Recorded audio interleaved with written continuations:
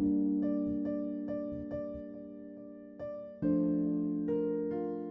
you ever noticed that the pacing, tone, and story development of Pokemon changes after Ash is hit by lightning in the early episodes? How Ash and his world are relatively normal until after that incident. I have a theory. The accident with the bike put Ash into a coma. Days later, he was found and hurried to the hospital, treated with heavy medications. This is why Team Rocket became less menacing. The medication took effect and stabilized his coma dreams, so that instead of being terrifying, they became idyllic. They allowed him to live out his Pokemon Master fantasies. After the beginning episodes, the series is the result of Ash's subconscious mind fulfilling his desires, as well as attempting to escape reality. Should Ash realize he's in a coma, he would wake up and suffer brain damage. So he must take down all of his mental barriers one by one. If he can do that, he can come to grips with who he is and escape his coma. Further evidence comes from the realization that even though his journeys take him vast distances, he never usually travels by bike due to having developed a phobia of them. The coma in fantasy explains why he never changes much, not physically. It explains the worldwide socialism, as he thought up a safe system of government that would run smoothly and keep the world going, allowing his adventures to work like they do. It also explains how a child can go off on his own into a world full of dangerous and untamed animals. In addition, it explains why every town has the same police officer, and every Pokemon Center the same nurse. Joy and Jenny, he knew from his hometown, and they act as a safety net or anchor, allowing him to feel safe no matter where he goes. They represent stability. The professors represent Ash's ideals, which is why Gary became a professor. The fantasy also explains why every time he enters a new region, that virtually no one has heard of him, despite his conquests. How else could Paul, the rival of the Sinnoh region, not know of someone who placed in at least the top 16 of all 3 leagues and destroyed the Orange League in Battle Frontier? Moving on to characters closer to him, Ash's travelling partners are aspects of himself he can enjoy but cannot associate with himself. Brock is Ash's repressed sexuality. Ash fell into the coma a virgin and, as such, needed an outlet for his growing sexual frustrations. However, since he can never experience sex, Brock must never succeed. Brock's stay with Professor Ivy was an attempt by Ash's mind to suppress his sexuality. Brock isn't just a projection of Ash's sexuality, but also a projection of Ash's fatherly instincts. He leaves his siblings to journey with Ash because he can't cope with having that much responsibility. You may notice that James got much more dialogue in this part of the series, as well as getting more touchy-feely with his Pokemon and exposing much of his backstory.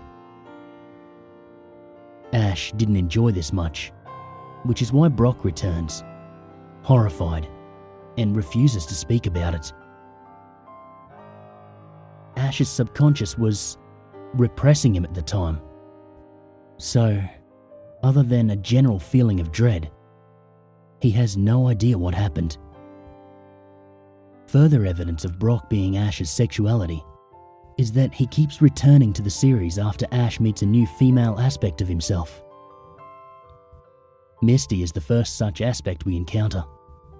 Because she is first, and is merely an aspect of Ash, are explanations as to why Misty plays such a prominent role in the show, but is ultimately unattainable, since he never really knew her before the coma. Since Misty is his initial love interest, if only subconsciously, he needed her to reach a certain level of womanhood. He felt that people could only have relationships after they've matured. In practice, however, he finds he can't cope with it, as he lacks real-world experience. He wants the normal, pushy, arrogant Misty we knew, thus not letting her keep Togepi. We can see this arc in the constant berating of his sexuality, but her eventual mellowing until she had faded into the background.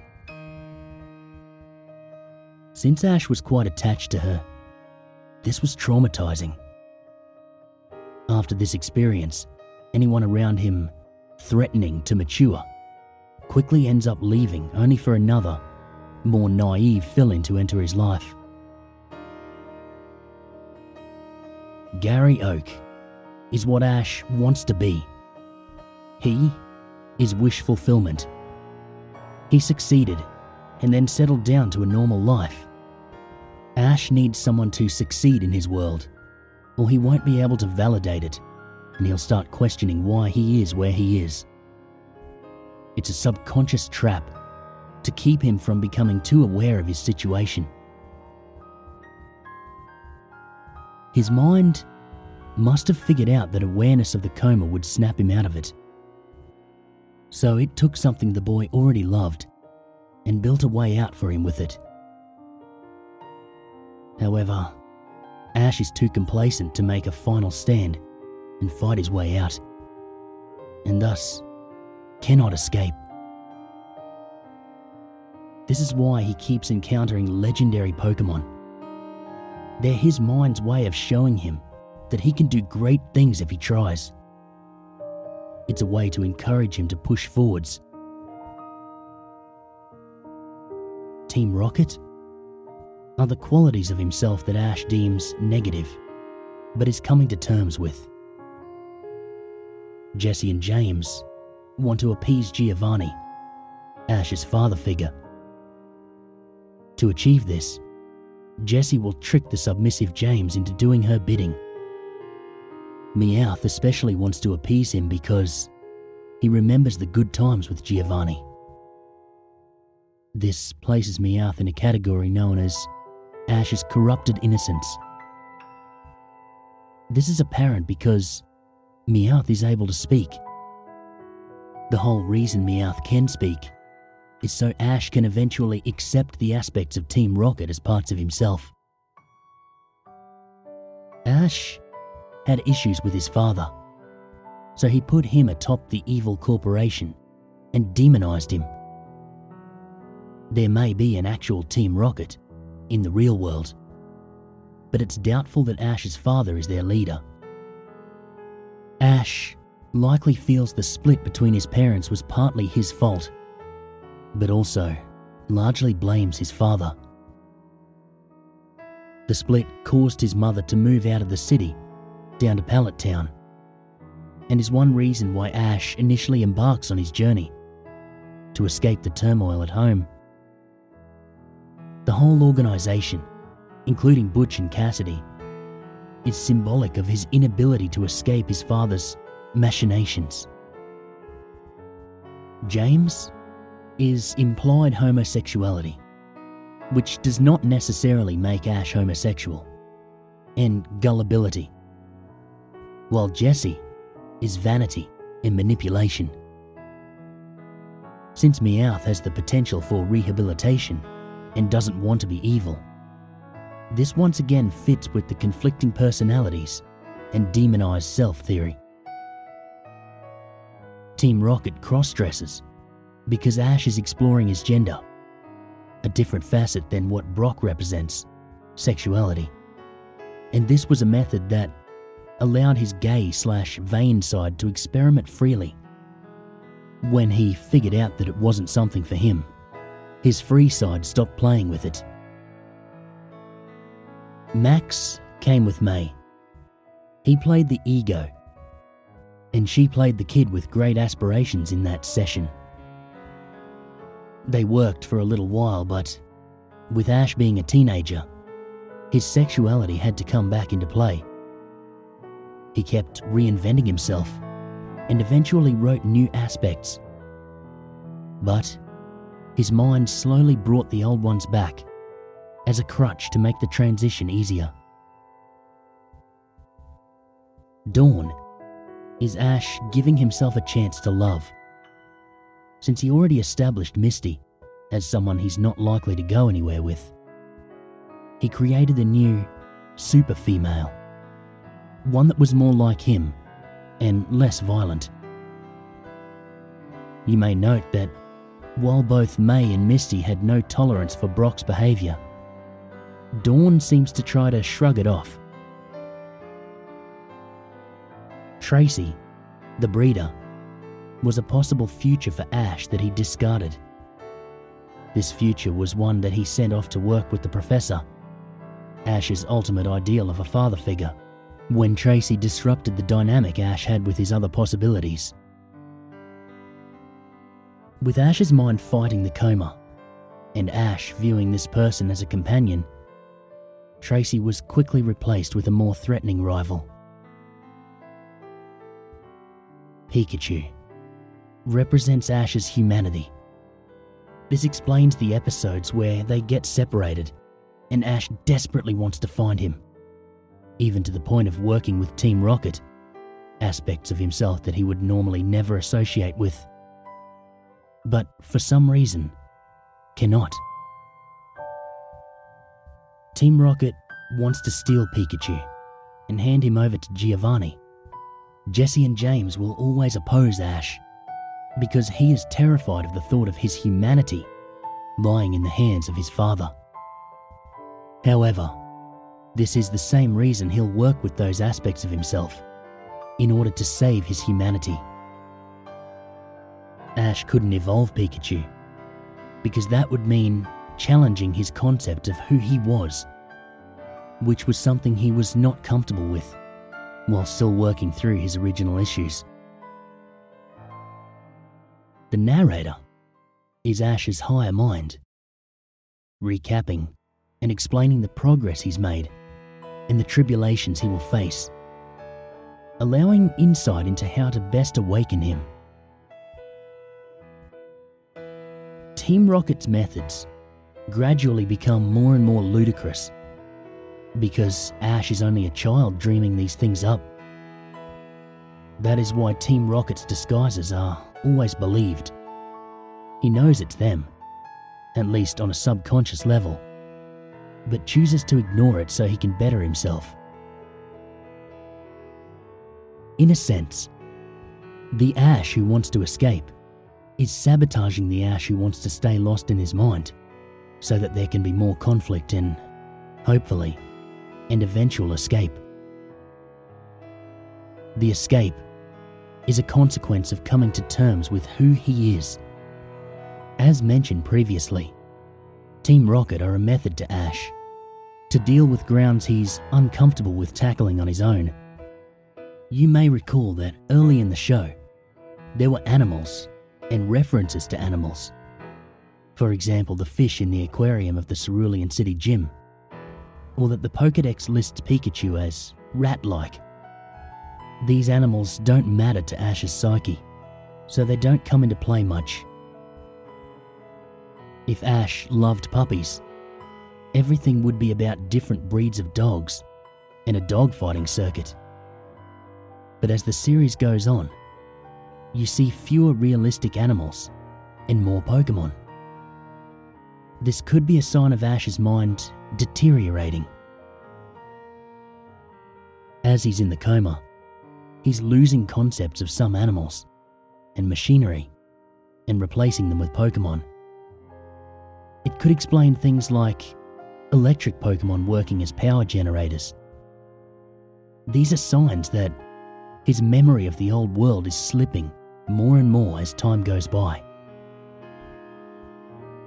The Pokemon realm will be idealized continuously the longer he has no stimulus from the real world. Ash may or may not be mentally deteriorating, but he is becoming more accustomed to his fake world's rules.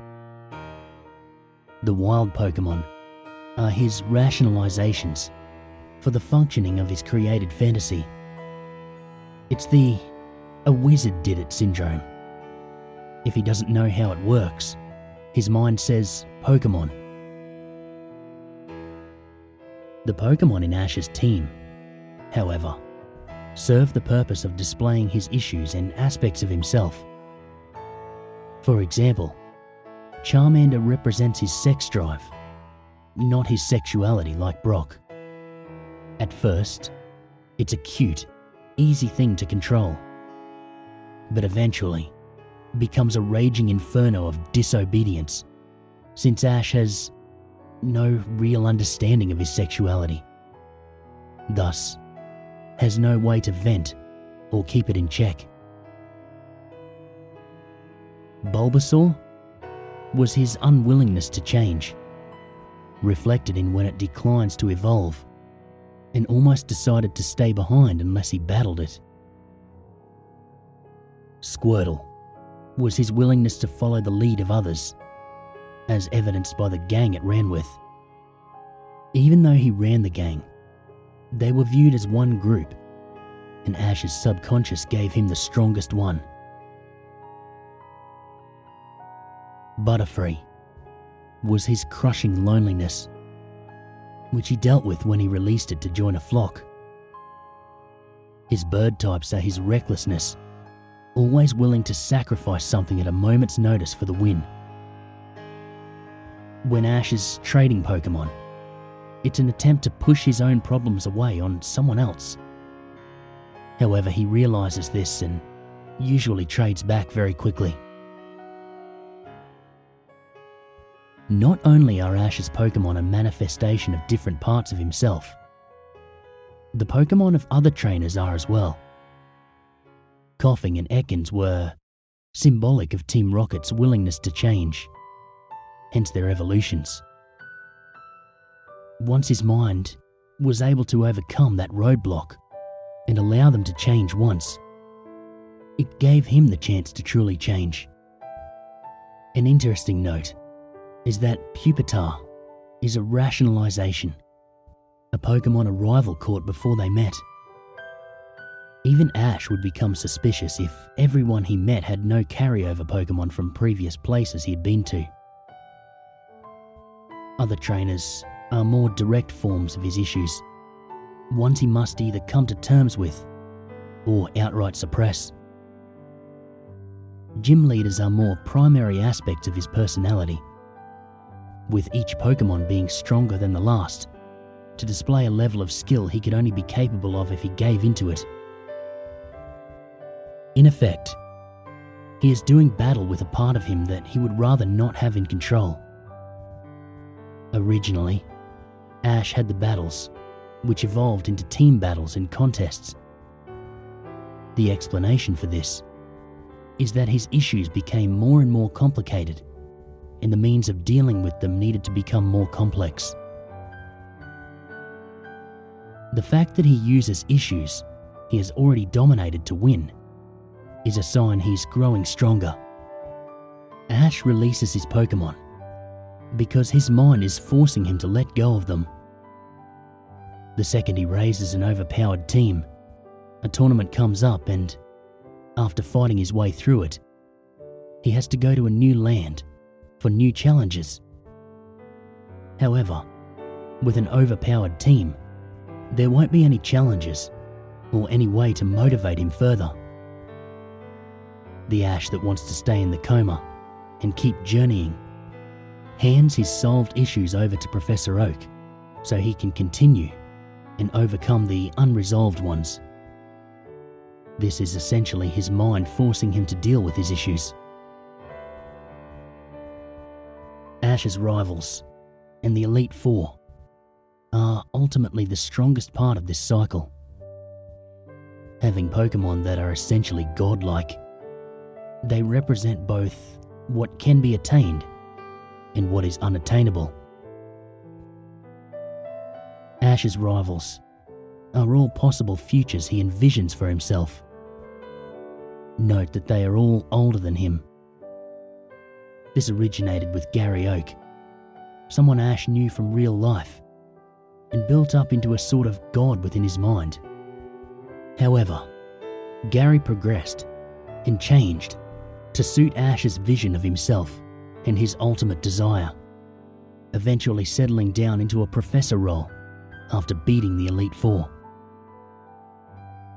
With Gary Oak in retirement, his mind needed a new rival for him. Thus the births of Richie, the good aspect of his rivalry, and Paul. Paul is his mind's last-ditch efforts to snap him out of it, to force Ash to actually come to terms that this perfect world is not the best option or path to waking up. Paul is Ash's shadow, one that wants to push on even harder and harder. He is the part of Ash that will stop at nothing to escape the coma world. Mewtwo is a new form of treatment done with electrical impulses in a machine, taking down every last one of his mental guards. In Ash's mind, Mewtwo and his clones were, in the real world, the treatment for the mental safeguards that were protecting Ash and keeping him comatose. The Pokemon of his world. The clones were counters to the issues Ash had thought solved, and each appeared to Ash as the exact copy of his defense. The clones didn't play by the rules of Ash's world. They didn't use any special attacks or moves. They just beat down their counterpart through brute strength. The treatment was working. There were side effects. The electrical jolts were beginning to affect Ash's nervous system. If the treatment continued, he would be paralyzed. His mind manifested this in the dream world by petrifying him. Were it not for the end of the treatment by Ash's mother, who knew that her son wouldn't want to live in a world he couldn't explore, Ash would have remained a stone forever. After this, Ash needed to recover from the damage caused by the electrical therapy. In order to reduce the danger Ash's consciousness felt from it, his subconscious began downplaying the effects in this world, which is why Pikachu's electric attacks, once noted for their strength by Team Rocket, no longer have any effect on Ash, other than comic relief. As we can see, Ash may well have been trapped forever in this world. However, like every dream, like everything, there is a beginning and an end. What would happen if Ash never recovered? In his hospital room, we see Delia, obviously distraught. She's talking to a doctor with a grim look on his face. The man is saying their insurance is up and the boy has no change in his brain activity in years. The shock of taking him off life support has a very small chance of awakening him. She tearfully agrees. Back in Ash's world, he has finally defeated the Elite Four and, one by one, the people around him disappear. Eventually, everything is black. Pikachu comes dashing towards him, glowing brighter and brighter in the darkness. Eventually, he reaches Ash, and the two embrace one last time. In the hospital room, his life signs fading, Ash mutters his final words. I want to be the very best. He will die, never having known his dream. except as naught but a dream. When he came back to reality, he knew it all for the lie it was. Knew it as his imagination, knowing that all his efforts, ambitions, and friends were nothing. He will let go. As he utters his final words, he barely opens his eyes and sees the silhouette of his mother, her face hidden by her hands, wiping away tears. They make eye contact, and one final realization fills him before he loses all his strength. He sees that his mother was holding out hope that he'd recover all that time. He sees her and finds that her hope had been broken as she'd come to the realization that she'd outlived her only child. He dies knowing that he is loved, but that it means the one person closest and most real to him is utterly crushed. Still, there are other possibilities. The fountain of time flows in mysterious ways. One could not go back against the current, such as Gatsby. However, one could never see what is waiting for him downstream. Ash finally defeats Lance, only to be confronted by not Gary Oak, but a mute mirror image of himself. The voice of the narrator speaks to him, telling him that now he can finally escape the prison of his own mind. One by one, his friends appear and melt away into more copies of himself, cheering him on. After a long, tough battle against himself, with the assistance of all his Pokemon he had ever befriended, he jolts awake. In his hospital room, he sees his parents asleep. He finds himself unable to speak. Ash pushes forward towards his recovery. He goes through physical therapy, training harder and harder with rehabilitative Pokemon until he can walk on his own again.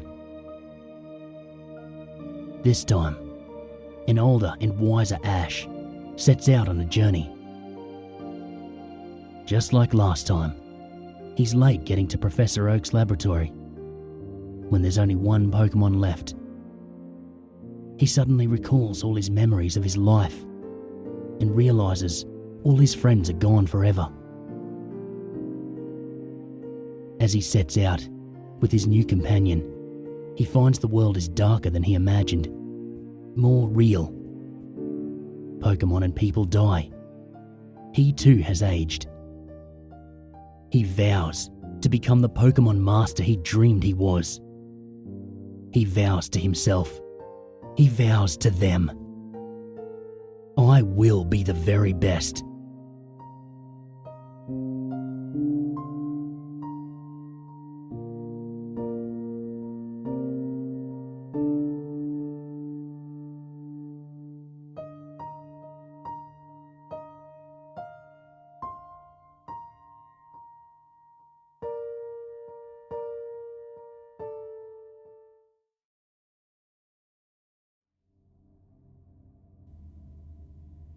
Never approach the ice cream van.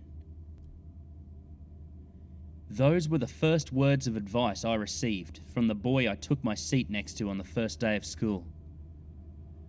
I was new to this small town, and coming from a pretty big city, I had always assumed that people from smaller towns were a little odd. I didn't know exactly why, but I suppose when you're young, anything foreign seems strange.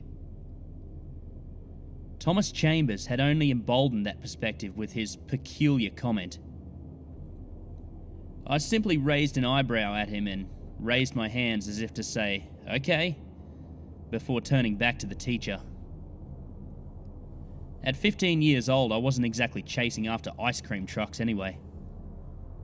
Even if I was, I imagined I'd be able to handle myself if the driver turned out to be one of those strange old men that creeps on kids. Regardless, for the rest of the period, I didn't think much of the comment. It wasn't until Thomas made it a point to sit next to me at lunch was this matter brought to my attention again. "Hey, bro," he half yelled as he slid into the empty seat next to mine. "Look, I didn't mean to weird you out. I just wasn't sure if anyone had told you yet." I scoffed. "Told me about the ice cream vans? Is that some kind of urban legend or prank or something?" Thomas turned his head with a perplexed look on his face. He seemed to ponder what to say before merely shrugging and picking up his lunch. "I get the feeling you won't believe me. Ah well, that's really too bad. You seem like a cool guy. I'm not the only one that's going to tell you this, but I guess you can believe whatever you want to think. If you want my advice, get inside if you hear his bells. But if you don't, there's not much I can do." With that, he simply walked away to join the rest of his friends. When I got home, my parents gave me the usual, "How was your day?" and I told them about the strange ice cream van story Thomas had tried to sell me on. My dad raised an eyebrow at this peculiar coincidence. "That's funny. Some people at our work also mentioned something about an ice cream van. Must be some kind of weird small-town prank." He laughed to himself, thinking about it, but I wasn't as amused. At that point, I was mostly sick of it. I get that in a small town where everyone knows everyone, maybe it makes sense to have some kind of initiation. Perhaps eventually being in on the joke makes connecting with new people more comfortable. But it just seemed so stupid. When my dad made a joke about having ice cream after dinner, I politely excused myself to my room to find literally anything else to distract me. Weeks went by, and everything was pretty standard. I made some new friends, and even started talking to this really cute girl named Miyuki. Things were trending in a positive direction, and I was really starting to get comfortable in my new surroundings. After the first week, the cherry on top was that I hadn't heard a single thing about an ice cream van. I was out one Saturday afternoon shooting some hoops on a small court around the corner from my house. I distinctly remember seeing a couple talking on a bench nearby. Both girls would occasionally look in my direction and smile before going back to their conversation. After doing some drills, I planned on asking them if there was a corner store nearby that I could get some water at, because I had forgotten to bring some. But before I got the chance, I heard a familiar noise in the distance, slowly coming towards our direction. I stopped to ponder exactly what it was, and it only took me a few moments to recall. Still, by the time I had it figured out, the couple was already being ushered into the houses on the other side of the street from the court.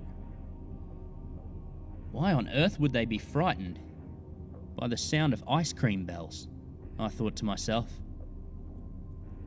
My mind instantly flashed back to what Thomas had said to me on my first day, but it still seemed like a ridiculous concept.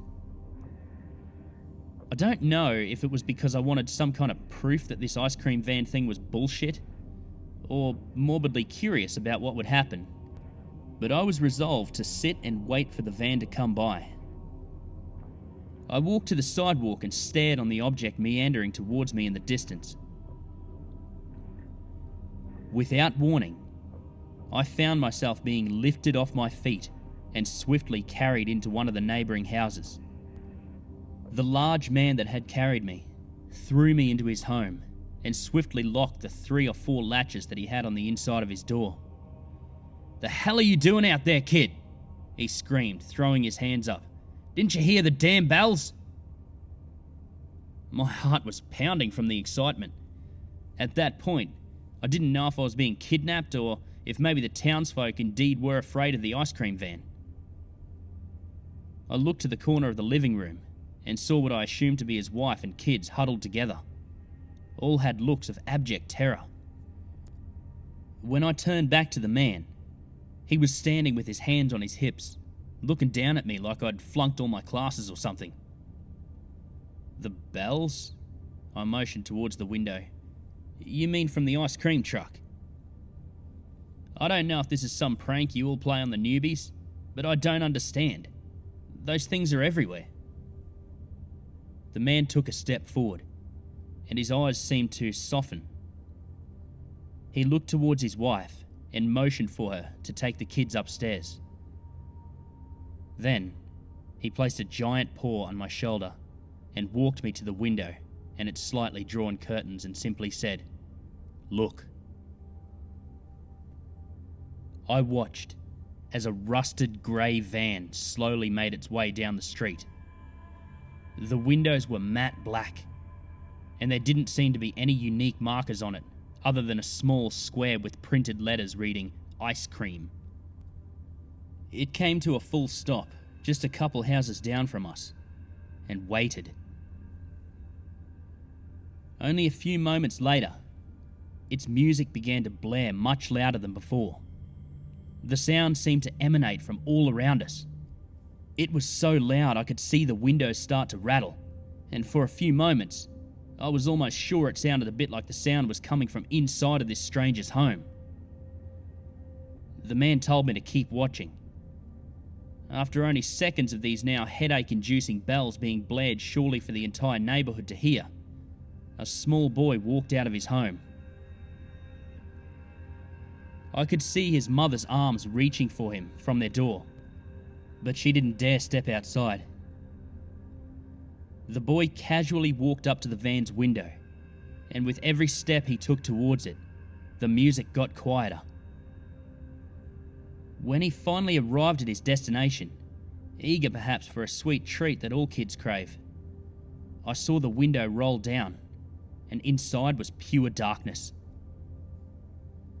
The kid looked to be conversing with someone inside, but now I suppose it doesn't matter. An inhumanly large arm, likely the length of my whole body, shot out the window.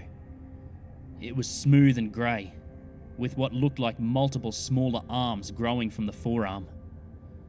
They were snapping at the air, like they were desperate to feel anything other than the abomination they were connected to. In one lightning-quick motion, it grabbed the boy by his neck and pulled him in through the window. The van then sat in its spot for a few minutes before merrily driving away, playing its now demonic-sounding music as if nothing had happened. Once it was out of sight, and we could no longer hear the bells, the man offered to drive me home. I accepted, and we rode back in silence. I could tell he wanted to say something, but I think we both knew there wasn't much to talk about. We both saw what happened, and I could only assume it wasn't the first time seeing it. Talking about it would have only served to rehash the obvious and led to questions I'm sure he didn't have answers to. As soon as I got into my house, my parents pulled me into a tight hug. Apparently, they had also witnessed the horrors of the ice cream van. My mother spent all night calling people about what we saw, including the real estate agent that sold us the house, but he swore he didn't know anything about what was going on. The local sheriff claimed that there wasn't anything they could do, and all her co-workers seemed to not know much other than to stay away. For all intents and purposes, the whole town seemed to be in the dark just as much as we were. All they knew was to stay away. The next day at school, I confronted Thomas after class, cornering him right before lunch, and I was seething. "Thomas, what the hell? The ice cream van fucking steals people?" "So, you saw it," he said, refusing to look me in the eyes. "Glad you took my warning. Some new people don't. They learn the hard way." "And I just would have been one of those people to learn the hard way?" I began to raise my voice. "You could have told me there was something stealing kids. Maybe I would have listened to you better." He laughed at this. "Right, because you would have believed me. Fact is, unless most people see it, they think we're just joking. Figured I'd try to warn somebody properly at least once. I didn't know if the stress I was feeling was coming from the frustrating conversation or fear over the thing that stalks the town I was going to be spending the rest of high school in. I grabbed my hair and took a moment to calm down before returning to the conversation. So, what is it then? And why can't you guys get rid of it? He shrugged. Don't know. I've heard some rumours it just showed up one day. It rides down the streets pretty infrequently. Sometimes it'll be here for a week straight, and sometimes it'll be gone for months. We've tried conventional methods to get rid of it. I heard one kid even managed to set the truck on fire. The thing showed up the next day looking brand new, and the boy that tried was found drowned in a lake. We've learned to just leave it alone. Okay, but I saw a boy run towards it. If everyone knows to stay away, then why would that kid willingly run up to the van? I've had this theory that the younger you are, the more the bells affect you. From what I've heard, it usually takes kids under the age of 12, but it also takes teens. Ultimately, none of it matters though. The only way to stay safe, for sure, is to just stay inside. He looked down at his phone quickly and told me he had to leave, so I let him go on his way. I was left standing alone with my thoughts. That night, I heard the bells strolling down my street, accompanied by the desperate wail of another parent who lost their child to that nightmarish thing. That night, I vowed to do everything I could to get out of that town. I didn't do much in my high school outside of study and go straight home. I couldn't risk any activities that had me too far out of home or someone else's house. The first opportunity I could take to leave, I did. I tried convincing my parents to come with, but they always insisted on staying, and to this day, I don't understand why. I don't know. I still feel like a coward. So many of my years were spent in fear, and it most certainly carried over to my adult life. Sometimes I still faintly hear the bells as I drift off to sleep. It's only recently that I've realised how I've operated has primarily been from a perspective of self-preservation and not one of concern for other people, including my own damn family. Maybe I owe it to them to go back. Maybe this cycle of fear and pain can be broken. Or maybe I end up chopped into a paste and served on a cone. As I said, I don't know. To anyone that moves into a small town and receives the same warning from the locals, don't take it as a joke.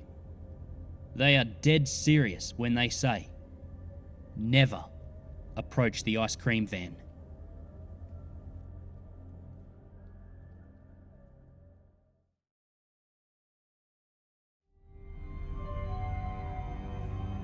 I never would have thought that an object as mundane as a chair could cause so much terror in a person's life. Superstition often speaks of cursed items, but I always found the concept to be laughable. However, the events that transpired the week of October 2nd, 2016 are something that will sit in the pit of my stomach until the day that I die. My fiancée and I had just signed the lease on our first home, a modest one-bedroom apartment in an old building. There was nothing particularly amazing about the place, but it was ours, and that alone was enough to fill us with excitement. With my management position at the local diner and Alice part-time waitressing in between college classes, going out and buying brand new furniture was not an option. Luckily, Alice loved thrift shopping and typically knew where to get the best deals. She led me by the hand through the aisles of clothes at the Good Finds thrift store near our new place. Against the far back wall sat a myriad of mismatched furniture. Worn wooden tables, couches with ripped cushions, dresses with half the drawers missing. I scrunched up my face at the smell of the dust and the thought of picking up someone's used dirty furniture. Still, we were going to need more than just the futon we currently had. "Seth!" I heard Alice yell from the other side of the furniture section. I headed toward the sound of her voice and found her standing in front of a large armchair. She pointed towards it. "Look how nice this is." It was made of a deep blood-red leather, with delicate accents of black running along the edges. The black cushion was studded with a criss-cross pattern of polished gold buttons. The buttons curved down the front of each arm as well. It sat upon 4 square legs made of a dark cherry wood. It was beautiful, but it had a sense of darkness to it. I chalked that up to the colour of its leather and vintage style. Most importantly, it was in perfect condition. It didn't even look like it had ever been sat on. Alice bent down and peered at the yellow paper price tag. $20 was written in black marker. She glanced up at me with big eyes. The chair seemed to have some sort of pull on both of us. We knew we had to buy it.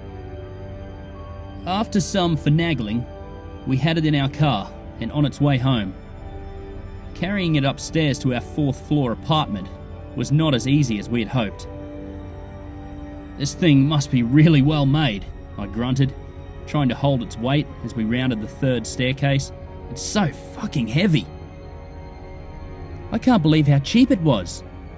Alice was equally out of breath as she held the top of it, walking backwards up the final staircase. We put it in the corner of our living room, facing the television.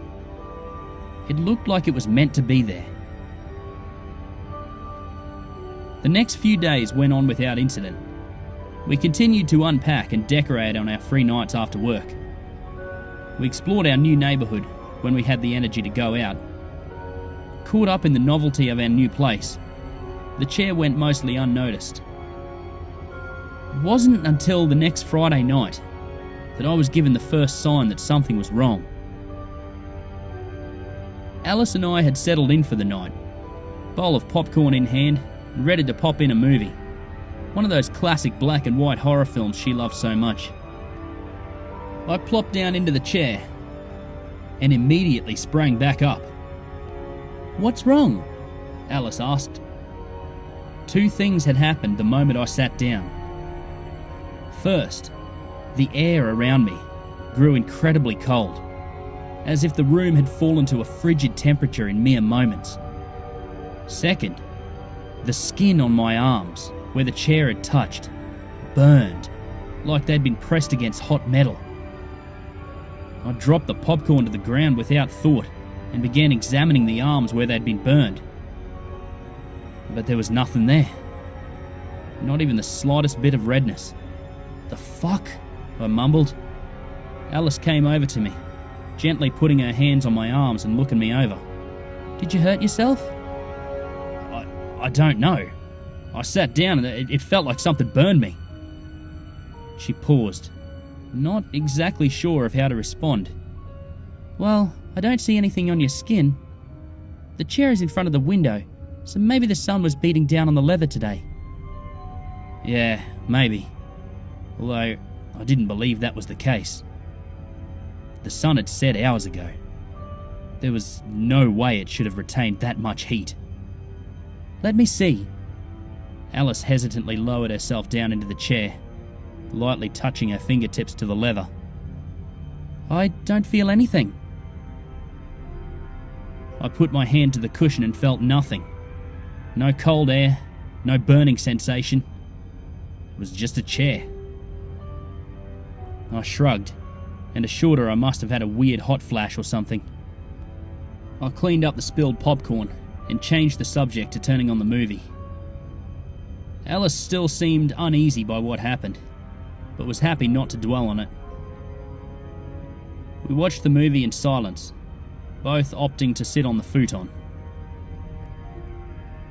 It wasn't more than a day or 2 after that when I noticed the chair begin to move. It was subtle at first, seeming to be at a slightly different angle than it was the last time I'd been in the room, or a few inches forward or back from the last time I'd looked at it. I told myself I was just imagining things, that my paranoia was getting the best of me. But when I woke up one morning to find that the chair had moved from the corner and now sat in the dead centre of the room, I could no longer play it off as my imagination. "Alice!" I called. "What?" she yelled back from the bedroom, seemingly annoyed at the wake-up call. She groggily stumbled out to the living room. Her eyes widened. "Did you move this?" I asked. She furrowed her brow and shook her head. "No? You didn't?" "No." We both stood, unmoving and silent, just staring at it. Alice's breathing grew deep and uneven. "Did someone, break into our apartment in the middle of the night?" I looked around the room. "I don't think so. Literally nothing else looks touched. If someone had come in, they'd have robbed us. No one's going to break into an apartment and just move a piece of furniture."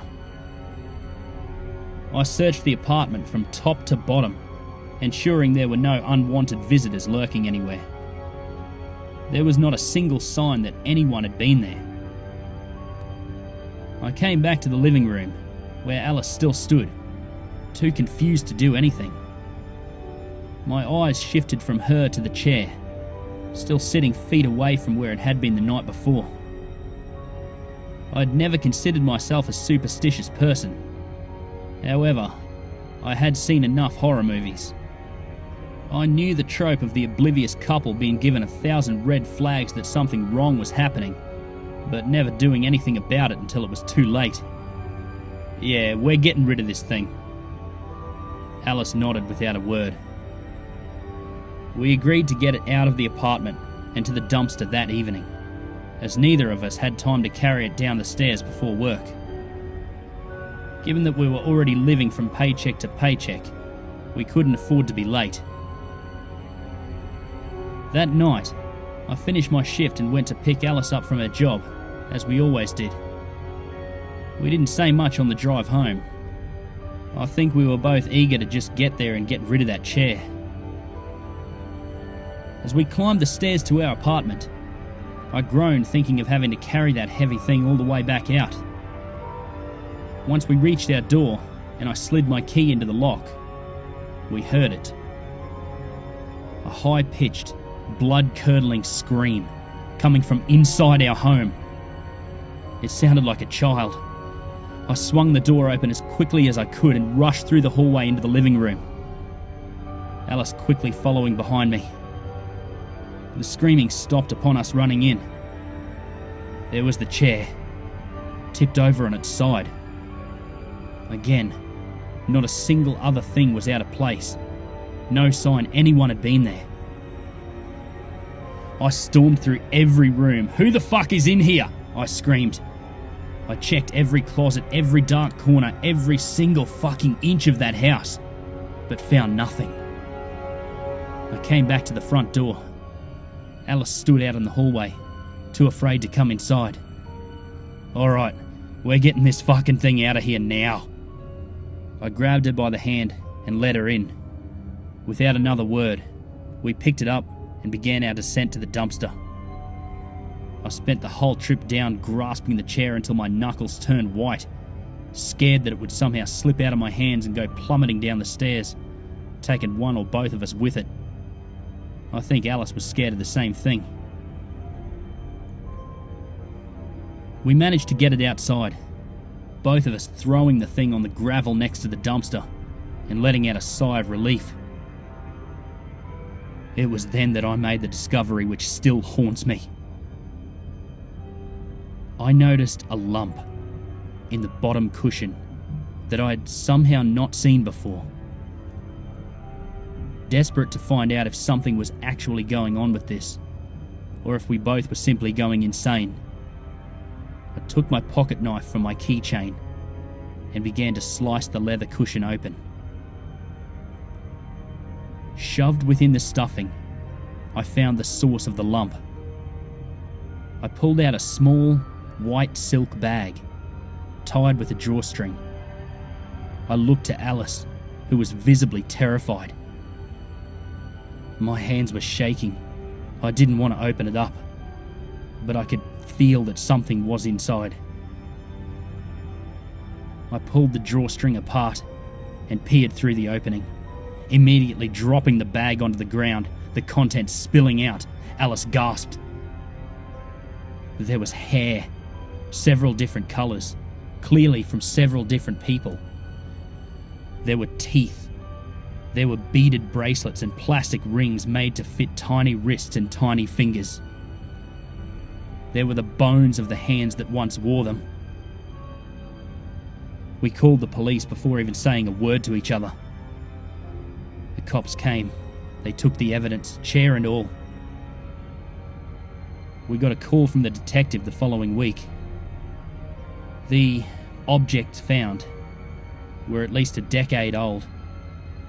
The teeth from 8 different children, all between the ages of 5 and 7. They tested the victim's DNA, but none of it came up as a match in their system. They took the whole damn chair apart, searching for any evidence they could find from the attacker. But there were hundreds of fingerprints on it. Mine, Alice's, a few workers from the thrift store, and any thrift shopper who had touched it. The police investigated what they could, reached out to the thrift store employees to see if anyone remembered who brought the chair there, questioned any of the shoppers they could identify through the fingerprints. All in all, they came up with nothing. Nothing else strange happened in our apartment after that, but the presence of the chair still hung in the air. We moved out after our lease was up. I think the children that were killed were trying to tell someone, trying to get someone to find what was hidden in that chair. It hurts to know that the victims couldn't be identified. No closure to weeping parents, no honouring the dead with a picture or a name. But the thing that eats away at me the most is that the murderer could still be alive, still taking children from their homes. He might never be caught.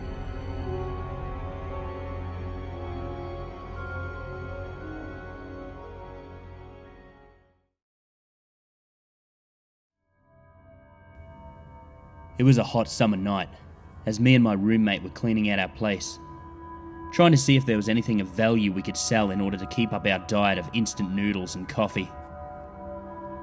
As I was digging through the old bags and crates of random junk and old knickknacks, something caught my eye.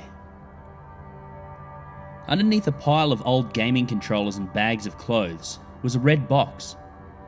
What caught my attention about it was, despite being in the attic buried under boxes and bags, this box seemed brand new. No creases, dents, not even a speck of dust to be found.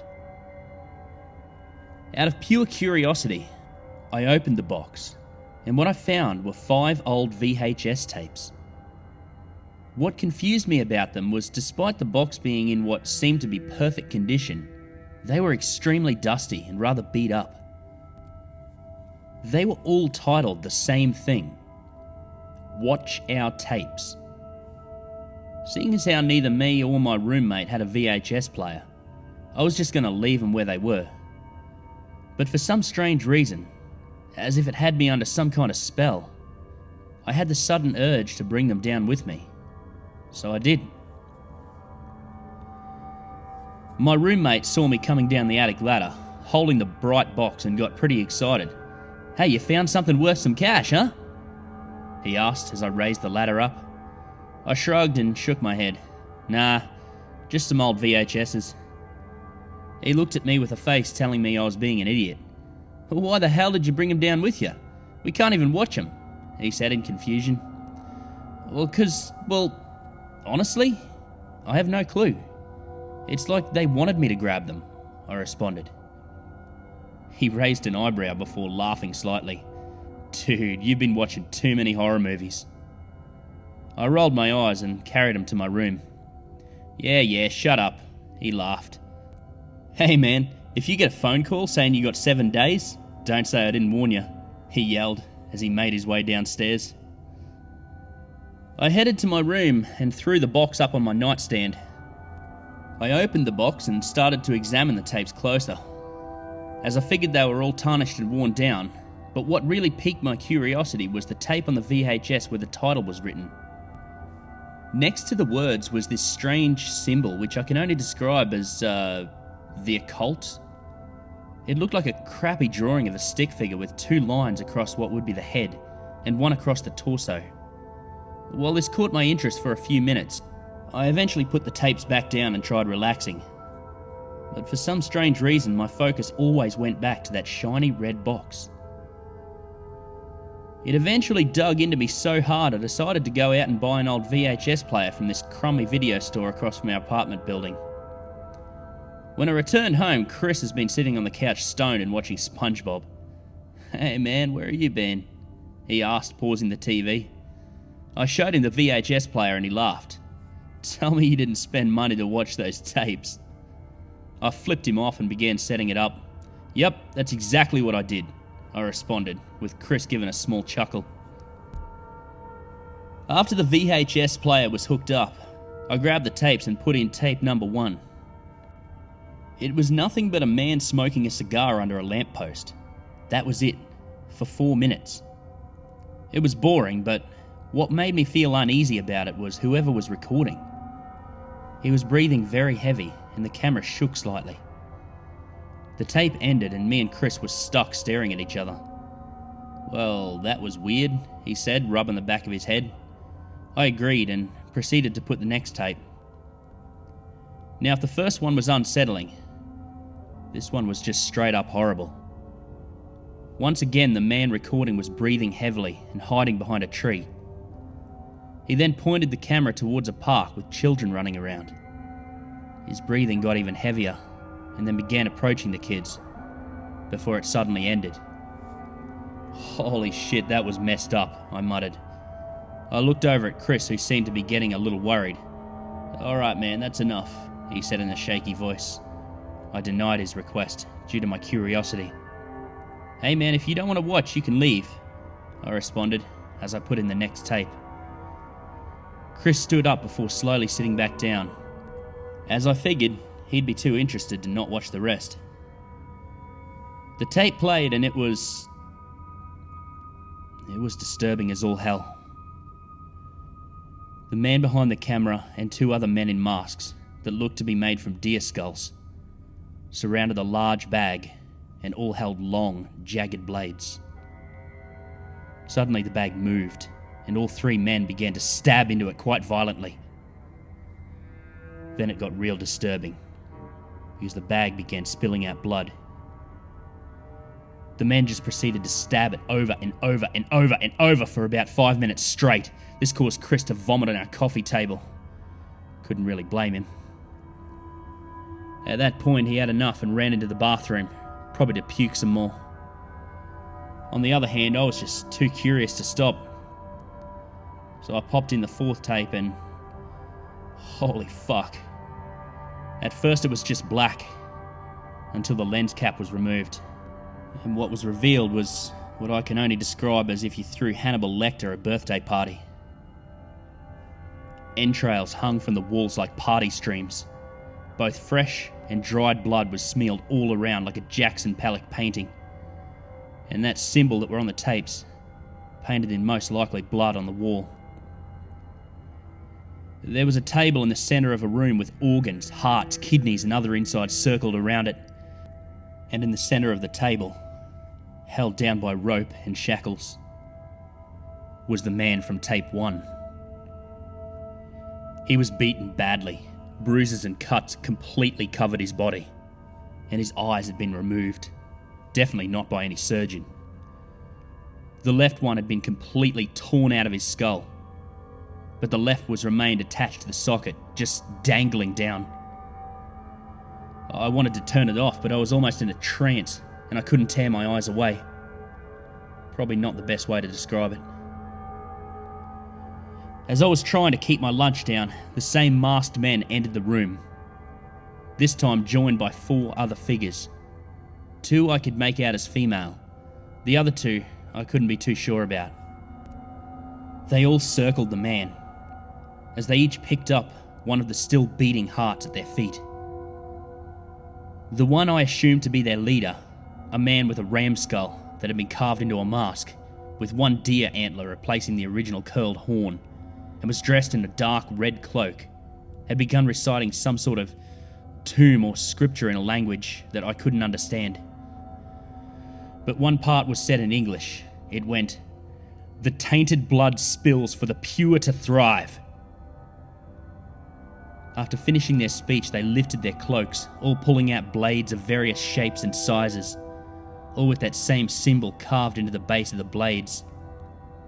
They began butchering the poor bastard, who thrived in pain, screaming for help. They began removing his limbs before tearing into his insides. The sickest part was, no matter what they did to the man, he was still alive throughout it all. It wasn't until they ripped the man's heart out that he finally stopped moving.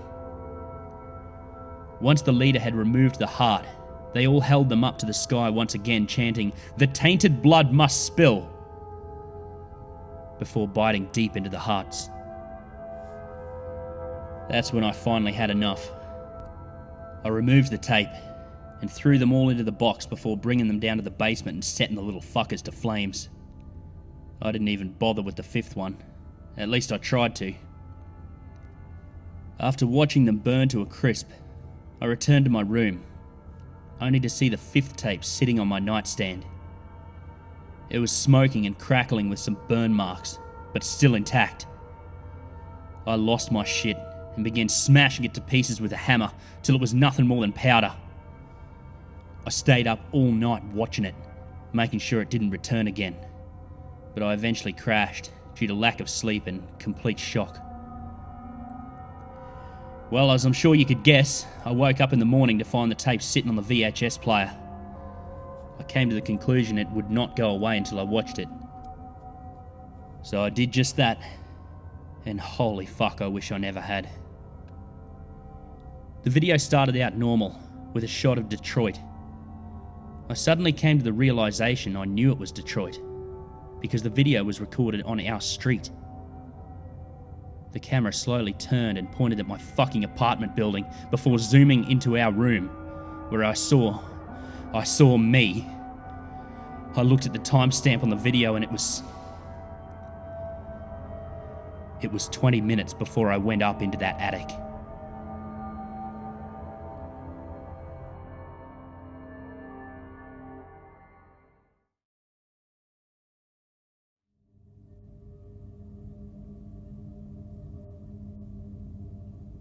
I don't know if you've ever heard of sleep paralysis. People have different understandings of this phenomenon. In some folklore, it's believed that an entity sits upon your chest at night and makes it unable for you to move or speak. Science, of course, has an explanation for everything. Not that it always makes sense, but they say it's a state during waking up when your mind wakes up before your body, yada yada. But I'm telling you now that that's not entirely true. The first time I experienced this, I was 4 years old. I woke up in the darkness of my room and found that I couldn't move my body. I looked around my room and I saw a tall figure staring at me from a distance. I struggled to regain control of my body out of sheer terror, and when I succeeded, it had vanished. I ran to my parents' room. I slept in between them, and I felt safe. In the morning, I told my dad about what happened at night. "Don't worry about it, Daniel," he said. "It was just your imagination." I believed my dad, of course, and from then on, whenever it happened, I convinced myself that it wasn't real, and I was okay. I stopped experiencing this a few weeks after, and I was happy it had stopped. Or so I thought. My parents were very busy, so I was sent off to a boarding school when I was in high school. And that was when it started again. But this time, something was different. The black figure was closer than it used to be when I was 4. I also started having this feeling of being in 2 realities at the same time. On one occasion, my roommate Kevin was on a call when it happened, and I was also hearing the honk from a car. I regained control of my body and asked him if he was just on a call. "Yeah, I was, dude. I thought you were asleep," he said. "No," I said. And I continued to ask him if he'd heard the honking of a car. He rolled his eyes and said no.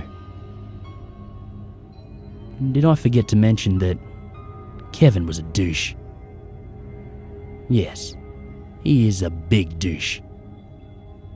I wonder why I got paired with him sometimes. I went home for a midterm break and told my parents that I'm seeing the black figure again. But my dad just said I need to stop watching so many horror movies, that they can creep up from your subconscious and induce experiences like the one I keep having. I didn't experience it again after that conversation with my dad. Fast forward to a year before I finished high school. I came back from the toilet and lay down on my bed and slept. I woke up, paralyzed, and I saw him again. And this time, he was closer than before. A few meters away from my bed. I tried to regain control of my body, but it was harder this time. I cried silently, but eventually it worked. My parents took me to a doctor when I came home again with the same complaints. The doctor, Sarah, gave some scientific explanation, which of course I wasn't paying attention to, and gave me some pills for my insomnia, because I developed a fear of sleeping at that point. It's been 3 years since I last saw the black figure or experienced sleep paralysis, and I was somewhat happy. But the fear that it was going to come back again, and closer, always lingered at the back of my mind. And it did. I was 2 years into university when it happened. But what happened this time chilled me to the bone. At first I had that feeling of experiencing another dimension simultaneously. And I started feeling as if my soul was being pulled out of my body. And then I saw it. It was just a few inches from my bed. I waited for it to do something, for it to harm me. But it did nothing. I just watched it. It was as if this figure was observing me for some unknown reason. A few weeks later, I started waking up with handprints on my body. When I spoke to anybody about this, they convinced me that people often self-harm unintentionally while they sleep. I started surfing the net, obsessively, about this phenomenon. That was when I came across a YouTube page. It explained the phenomenon as a gift. The YouTuber, who was very charismatic and smiled throughout his video, you couldn't help but love him, He said that it's a key to the astral plane, a gift bestowed upon a few. And when he said this, a smile spread across my face. I felt special in that moment. He also went ahead to explain how the feeling of experiencing two worlds at the same time is having one foot in the astral plane and having one foot in our reality. It all made sense to me. I clicked out of YouTube and rushed over to Facebook and joined many groups for astral projection. In the group, I asked them about the dark figure, and they gave many explanations.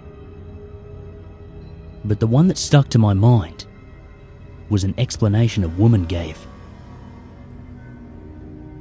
She said they were called the shadow people and were relatively harmless. She went on to explain that you can conquer them in the astral plane. All you had to do is not struggle. Allow your soul to leave your body. And when you're in the astral plane, you order them to leave you alone. I decided that the next time this happened, I'll be brave and deal with this problem once and for all. It was a mistake. The day came, and I didn't struggle. I found myself outside my body, but the dark figure wasn't there.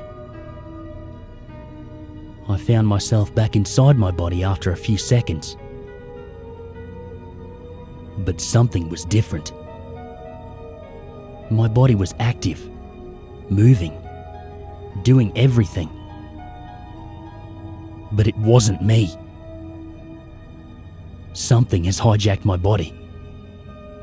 Well, I know who it is. The dark figure did this to me. As I write this now, he's sleeping. Because he went to a party and he's drunk. I'm temporarily in control of my body now. If anybody finds this note, please help me. My name is Daniel Porter. Signing out. Please, please find a way to help me.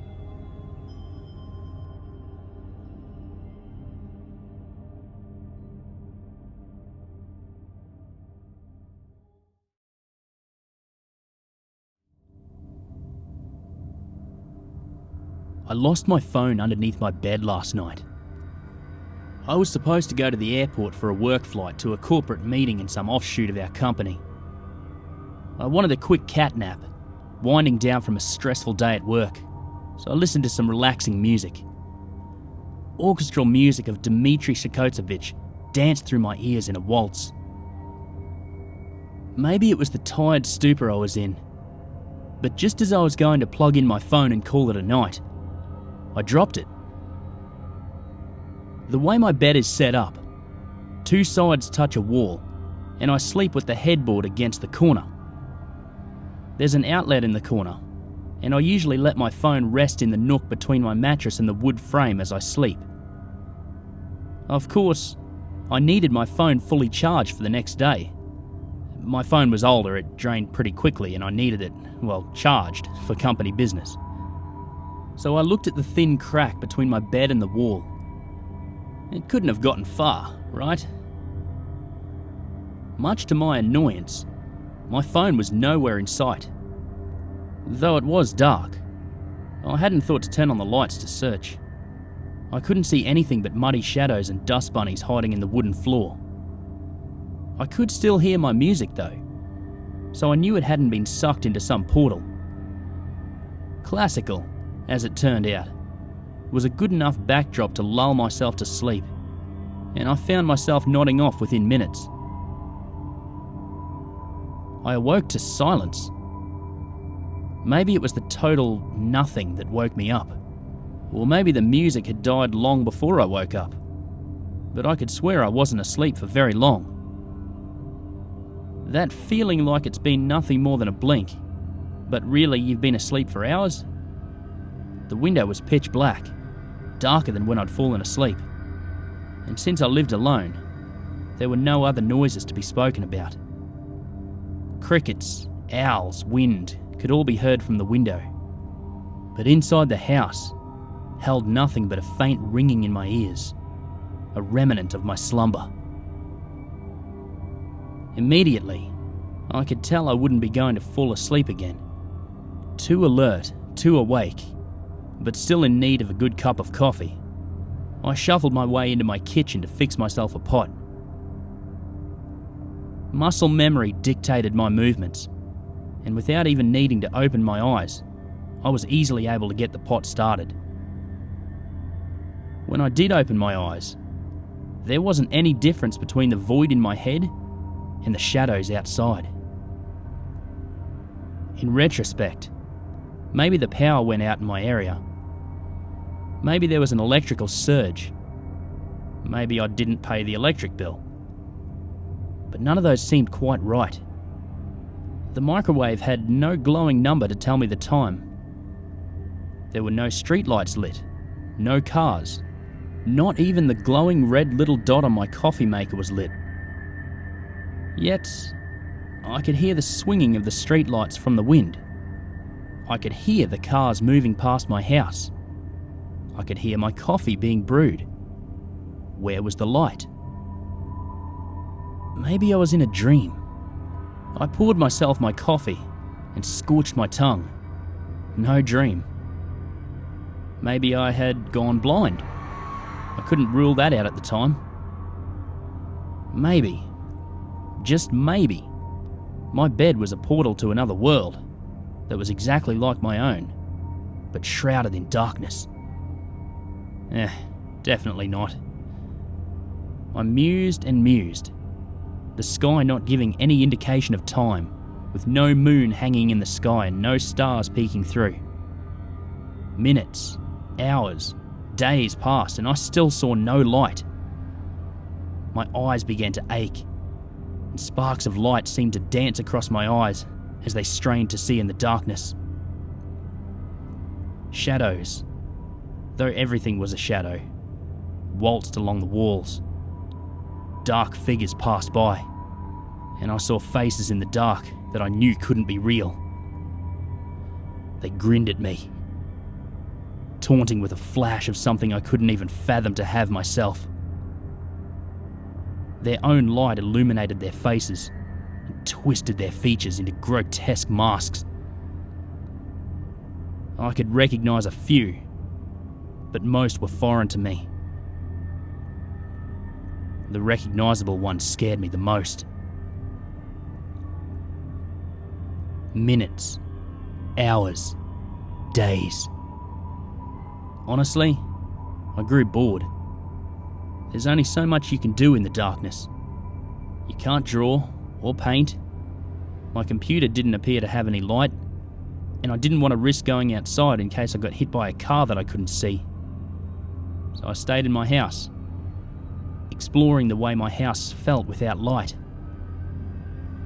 Despite the ease of navigation to the kitchen, where I visited every day for a cup of coffee, traversing to other parts of the house was not as easy.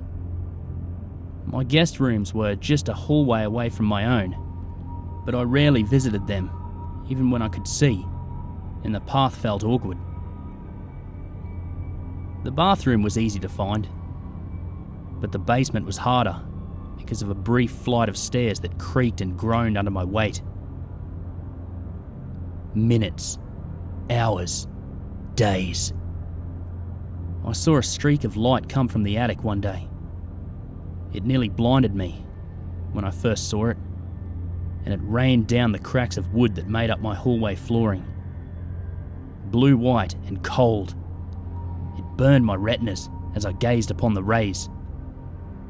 When was the last time I had seen light? Minutes, hours, days. I had to close my eyes. Too much light. I breathed in deep and exhaled, again and again. In, out.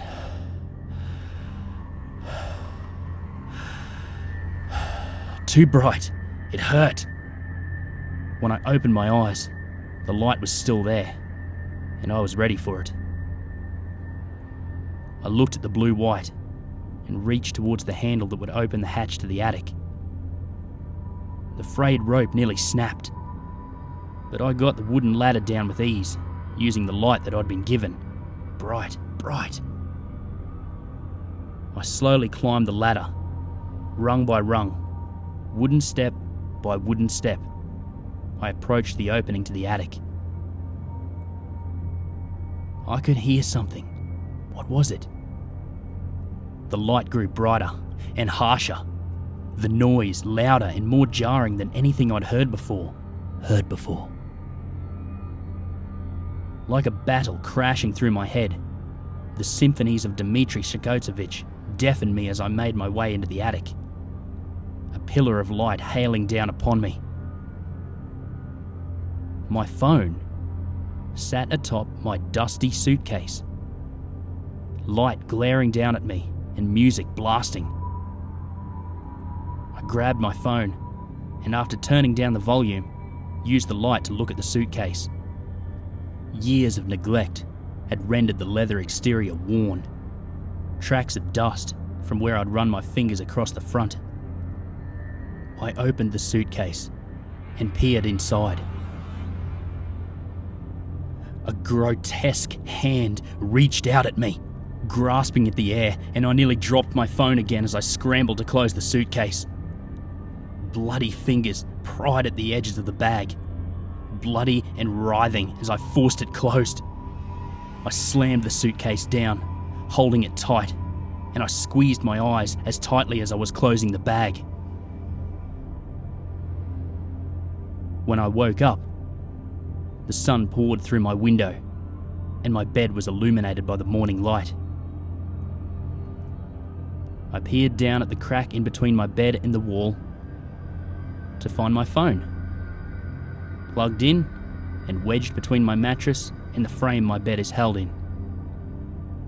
I sighed in relief and unlocked my phone to check up on my emails.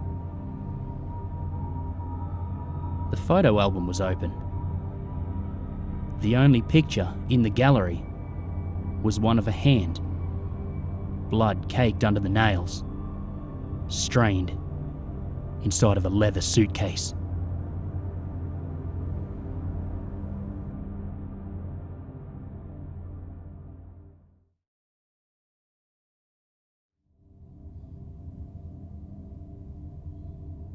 Marcy found a flash drive under the mattress when she was changing the sheets on Emma's bed. We both found it odd. Why was our 5-year-old daughter, who can barely work a laptop, in possession of a flash drive? And why was she seemingly hiding it from us? As a parent, it's easy to jump to conclusions. A million different scenarios, each worse than the last, passed through my head when Marcy told me. And judging by the look on her face, her mind was running parallel. Somehow, we both stayed calm. We agreed to check it out after Emma was asleep. We wouldn't even mention the flash drive to her until after we'd seen what was on it. That way, we'd know how to approach her. Marcy led Emma upstairs and put her to bed around 9 o'clock that night. When she came back down 20 minutes later, I'd already plugged the drive into the back of the TV in the living room. She sat down next to me on the couch, and we navigated to the correct input. There was only one folder, titled Mooshi's Barnyard, on the drive. We clicked into the folder, and 4 video files popped up. The thumbnail pictures for each video showed a cow hand puppet on a set which looked like a farm.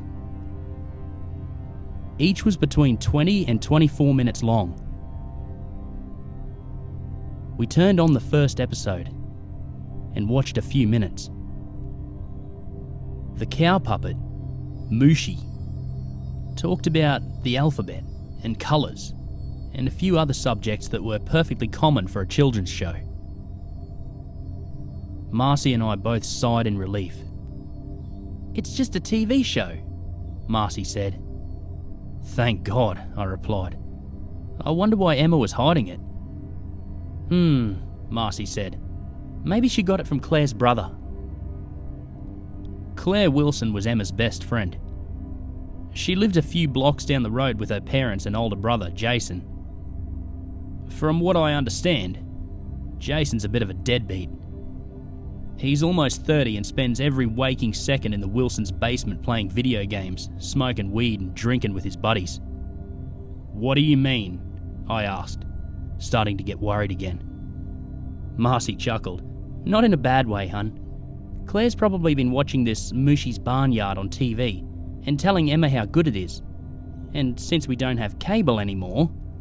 She stuck a finger at me in a jokingly accusatory way. "Emma can't watch it." Marcy stood up, stretched the universal sign for time to go to bed, and continued. "I'll bet they asked Claire's brother if he could help them and he downloaded it, illegally. He probably told them how he got it and that's why she hid it from us." I turned Marcy's theory over in my head. It held water for sure, and after I approached it from a few different angles, I couldn't find a hole. Case solved. Marcy took the flash drive out of the TV and put it in the odds and ends basket on top of the fridge. We talked briefly over how we were going to approach Emma about the situation and decided that we would focus on the hiding aspect instead of the illegally downloading one. After that, we made our way to bed. I woke up a few hours later with a pit in my stomach. Even though Marcy's theory made sense, and I couldn't think of a more logical one, something didn't feel right. I grabbed my phone from the bedside table and I googled Mooshi's Barnyard. No results. The pit in my stomach grew deeper. I decided not to wake Marcy up. It was past 4 in the morning, and she had to be up for work in less than an hour.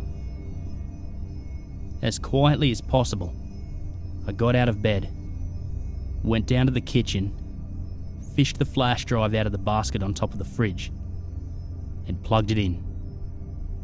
The first episode continued as I remembered. Alphabet, colours, singing, dancing, etc. By the time there were only a few minutes left, the pit in my stomach was all but gone. I'd resigned myself to paranoia. But then it got weird. "Time for my favourite part of the show," Moosey sang in a high-pitched voice. "It's time to play Let's Help Annie." A woman appeared on the left side of the screen.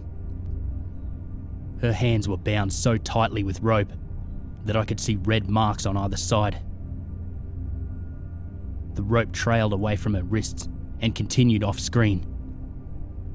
Her hair was greasy, and it looked like she hadn't showered in weeks.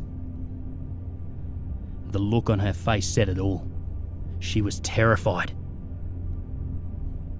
I turned down the volume on the television and moved closer. This woman, Annie, just the sight of her was not normal for a children's show. The way she looked would, in itself, give Emma nightmares. "This is Annie, boys and girls," Mooshi said. "Annie's in trouble, and it's up to you to help her. The farmers caught her stealing some corn, and they said the only way they'll let her go is if you help them with a few things." Annie sniffled a bit, and I saw the rope tighten briefly on her wrist, causing her to flinch. "What the farmers want you to do," Mooshi continued, "is help them with their mouse problem." Mooshi pulled out a gallon-sized plastic bag and laid it on the bench in front of him. All you need to do is catch a mouse. I like to use cheese or peanut butter. Put it in a plastic bag, just like this one, and seal it as tight as you can. If enough of you boys and girls do that, then Annie will be just fine." I looked at the TV in awe. What was this? Why were they making children kill mice, and who the fuck was Annie? "I'll see you next episode, boys and girls," Mushi sang as a little tune played in the background. The video ended. After that, I watched the last 5 minutes of each of the other episodes, fast forwarding until Annie came into picture. In each episode, she looked skinnier and dirtier. Cuts and bruises appeared on her forearms and shoulders, and by episode 3 she was limping. In each episode, when Mushi introduced the "Let's Help Annie" bit, he explained that not enough kids had done what the farmers asked. It was the boys and girls' fault that Annie looked worse in this episode. And in each episode, the farmers' demands got more worrisome. In episode 2, Mushi tells the kids to run away the next time they go to a store with their parents. In episode 3, he asks them to go out late at night, after their parents are in bed, and walk around for a bit. Both worrisome, sure. But episode 4 is the one that sent me flying up the stairs to wake up Marcy. It's a wonder that she understood anything coming out of my mouth. I was panicking, and it all came out like water from a busted hydrant. She rubbed my back to calm me down, but I could see that panic was starting to strike her too. Together, we went into Emma's room and woke her up. "We found the computer stick under your mattress, sweetie. We wanted to know, where did you get it?" Marcy asked. "Claire gave it to me," Emma responded, still rubbing the sleep from her eyes. "Where did she get it?" "I don't know, Mummy." Have you watched it? Has Claire watched it?" "I tried to, but Annie was too scary. I didn't kill any mice, Mummy, I swear." Emma's eyes began to glisten with tears. "Am I in trouble?" "Absolutely not, sweetie, but I need you to tell me, has Claire watched it?" Emma nodded. "She said she watched almost all of them. She was gonna watch the last show tonight." Marcy's head began to turn towards me, but I was at the top of the stairs before we made eye contact. Within a few seconds, I was out the front door and sprinting down the street towards Claire's parents' house. When I got there, I noticed that their front door was cracked open. Not much, only about the width of a broom handle, but enough to confirm my fear. I didn't have a weapon on me, and I couldn't find anything in the yard. I'd even forgot my phone on the coffee table. As I sprinted back to my house to call the police, I knew I was too late. The police confirmed it shortly after. In the last episode of Mushi's Barnyard, Mushi says, "Good job, kids. You helped Annie. The farmers have decided to let her go, all thanks to your hard work. All you need to do is, after your parents go to bed, of course, call the number at the bottom of your screen, say your address, and unlock your front door. The farmers will drop her off at your house, and she'll be safe and sound."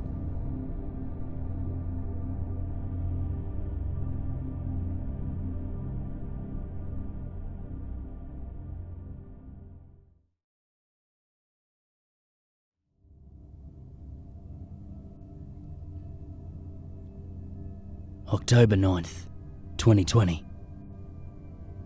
It's been dark for too long. At first I didn't notice anything.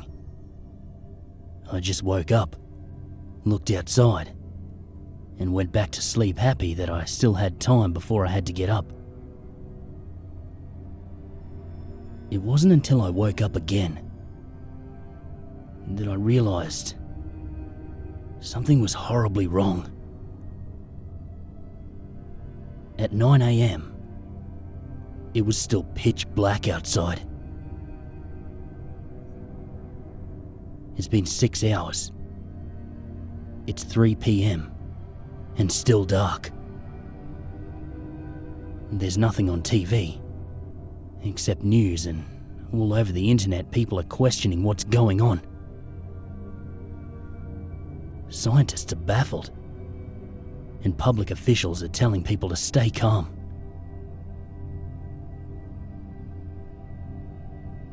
October 12th, 2020. Day 3, and still no explanations. The streetlights are on 24/7. I bet the power company's loving this. People are talking about the end of days and how we brought this on ourselves. As I scroll through the internet, I see more and more stories of people missing, and some even claiming that their friends or loved ones were taken by strange creatures. Panic can make people see things, I guess.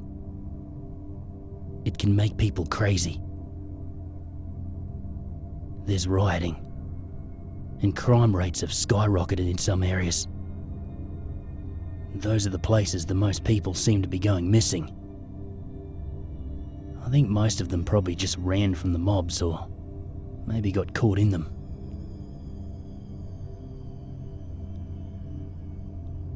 October 21st, 2020. If the darkness wasn't bad enough, now there's fog. You can't see 2 feet in front of you. At least the rioting seems to have died down. I guess it's harder to destroy things when you can barely see.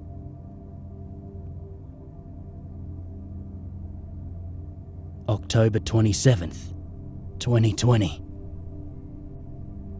More stories are circulating about strange creatures stalking people on the streets. Social media's full of the same few blurry pictures of the creatures. I think it's probably just someone trying to stir up even more panic. The government is advising everyone to stay inside and stay safe. November 2nd, 2020. I haven't been outside in weeks. Disappearances are becoming part of the new norm. The media is streamed from news anchors' homes now. The government told us to board our windows and keep our doors locked and closed at all times. They said the riots are starting up again. But they're not just targeting businesses now. Something about their story seems off. Maybe I'm just getting paranoid from being alone for so long.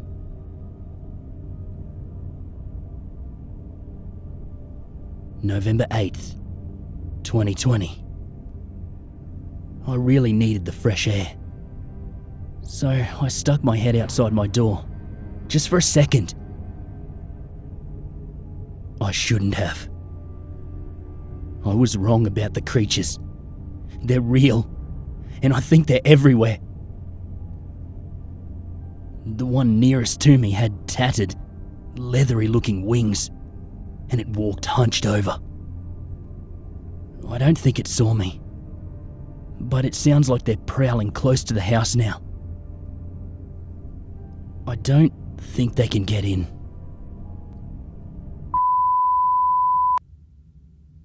If you're hearing this, something has happened to me.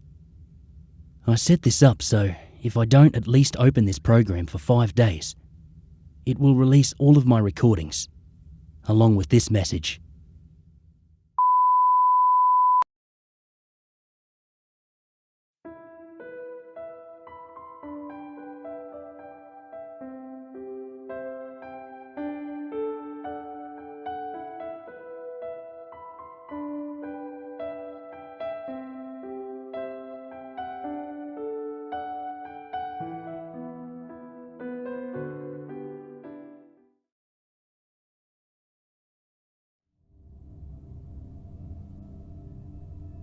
It is. It is there. In the corner, by the door. It is. It's too dark. It's not moving. It is all nothing. One came to me on all fours, open with no eyes, holding my spine. It could only smile. It watches me. It watches you too. In the corner, by your door. It is there. This one is nothing. Move, just move. I can't breathe, and it's not moving. It's watching. Why isn't it doing anything? Why not slip me out of my skin? Its eyes sit inside me. They are lathered in my insides and watch me near the door. Know that it is there. I think it's standing. I need to scream. I'll scream with my teeth. I cannot turn my head. Please, slice me loose. God, I try. I cannot scream. Do something. It stares. This is its creation. My sitting fear. I'm cracked. My muscles are slipping from my skin. I'm degloved. And it's for the nothing near the doorway. This isn't happiness. The nothing curls my veins, pulsing the walls of my throat. It is there. If not, I am not me anymore. Where is the moon? Is she hiding? Maybe it's in its stomach. The swallowed light, seeping through what would be its bones. Let me be me. Do anything. In the corner, by the door, it is there. It has flesh. I smell it. Maybe that's me. The skin I have left. The rest is for the one at the bed's edge. Easy to pull skin feet first. Do you think of the nothing? In the corner, by your door, it is there. And if not, then you are not you. You are blood, wine dark. It will drink you like you're everything. You're not. You're a scared coat who stares at corners. It is there, watching. It is your unbecoming. I'm here for the nothing. It's there. I am wasted if otherwise. Why would I do this to me? I am not the nothing in the corner. I am all me. I am the red. The colour crawls all over me, like spiders do when you sleep. I am not mirrors at late hours. Not the bottom of your stairs when the lights are off. Not the thing tucking your kids in. It isn't those things either. It is the nothing. It watches. It is there, or it is you. If I am me, it is coming closer. I need to scream. It's coming closer. I could turn my head. This would be over. But I cannot know the unknown as the spiders do.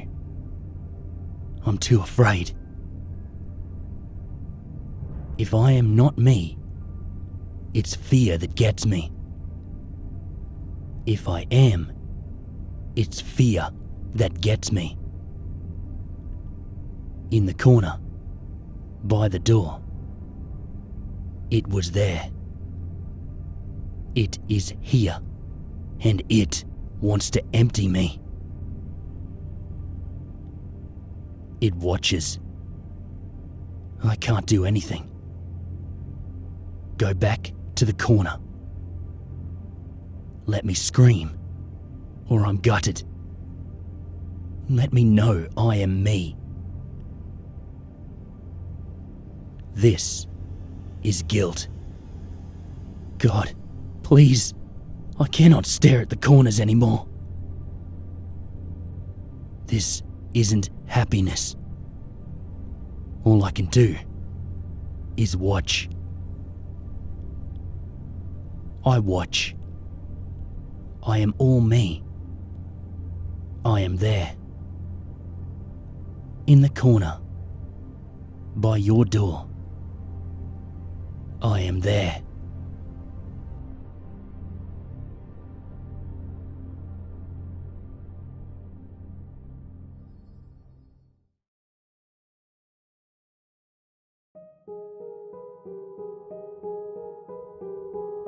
I'm what you could call a collector of bootleg Pokemon games. Pokemon Diamond and Jade, Chaos Black, etc. It's amazing the frequency with which you can find them at pawn shops, Goodwill, flea markets and such. They're generally fun, even if they are unplayable, which they often are. The mistranslations and poor quality make them unintentionally humorous. I've been able to find most of the ones that I've played online, but there's one that I haven't seen any mention of. I bought it at a flea market about 5 years ago. Here's a picture of the cartridge, in case anyone recognises it. Unfortunately, when I moved 2 years ago, I lost the game, so I can't provide you with any screen caps. Sorry. The game starts out with the familiar Nidorino and Gengar intro of the red and blue versions. However, the press start screen had been altered. Red was there, but the Pokemon did not cycle through. It also said Black version under the Pokemon logo. Upon selecting New Game, the game started the Professor Oak speech, and it quickly became evident that the game was essentially Pokemon Red version. After selecting your starter, if you looked at your Pokemon, you had, in addition to Bulbasaur, Charmander or Squirtle, another Pokemon, Ghost. The Pokemon was level 1, and it had the sprite of the ghosts that are encountered in Lavender Tower before obtaining the Sylph Scope. It had one attack, Curse. I know that there is a real move named Curse, but the attack did not exist in Generation 1, so it appears it was hacked in. Defending Pokemon were unable to attack Ghost. It would only say that they were too scared to move. When the move Curse was used in battle, the screen would cut to black. The cry of the defending Pokemon would be heard, but it was distorted, played at a much lower pitch than normal. The battle screen would then reappear, and the defending Pokemon would be gone. If used in a battle against a trainer, when the Pokeballs representing their Pokemon would appear in the corner, they would have one fewer Pokeball. The implication, of course, was that the Pokemon died. What's even stranger is that after defeating a trainer and seeing Red received $200 for winning, the battle commands would appear again. If you selected Run, the battle would end as it normally does. You could also select Curse. If you did, upon returning to the overworld, the trainer's sprite would be gone. After leaving and re-entering the area, the spot where the trainer had been would be replaced with a tombstone, like the ones at Lavender Tower. The move Curse was not usable in all instances. It would fail against ghost Pokemon. It would also fail if it was used against trainers that you would have to face again, such as your rival or Giovanni. It was usable in your final battle against them, however. I figured this was the gimmick of the game, allowing you to use the previously uncapturable ghosts. And because Curse made the game so easy, I essentially used it throughout the whole adventure. The game changed quite a bit after defeating the Elite Four. After viewing the Hall of Fame, which consisted of Ghost and a couple of Pokemon I used for HMs, the screen cut to black. A box appeared with the words, "Many years later." It then cut to Lavender Tower. An old man was standing, looking at tombstones. You then realised that this man was your character. The man moved at only half of your normal walking speed. You no longer had any Pokemon with you, not even Ghost, who up to this point had been impossible to remove from your party through depositing in the PC. The overworld was entirely empty. There were no people at all. There were still the tombstones of the trainers that you used Curse on, however. You could go pretty much anywhere in the overworld at this point, though your movement was limited by the fact that you had no Pokemon to use HMs. And regardless of where you went, the music of Lavender Town continued on an infinite loop. After wandering for a while, I found that if you go through Diglett's cave, one of the cuttable bushes that normally blocks the path on the other side is no longer there, allowing you to advance and return to Pallet Town. Upon entering your house and going to the exact tile where you start the game, the screen would cut to black. Then, a sprite of a Caterpie appeared. It was then replaced by a Weedle, and then a Pidgey. I soon realised, as the Pokemon progressed from Rattata to Blastoise, that these were all of the Pokemon that I'd used Curse on. After the end of my rival's team, a youngster appeared, and then a bug catcher. These were the trainers I'd cursed. Throughout the sequence, the Lavender Town music was playing, but it was slowly decreasing in pitch. By the time your rival appeared on screen, it was little more than a demonic rumble. Another cut to black. A few moments later, the battle screen suddenly appeared. Your trainer sprite was now that of an old man, The same as the one who teaches you how to catch Pokemon in Viridian City. Ghost appeared on the other side, along with the words, "Ghost wants to fight." You couldn't use items, and you had no Pokemon. If you tried to run, you couldn't escape. The only option was fight.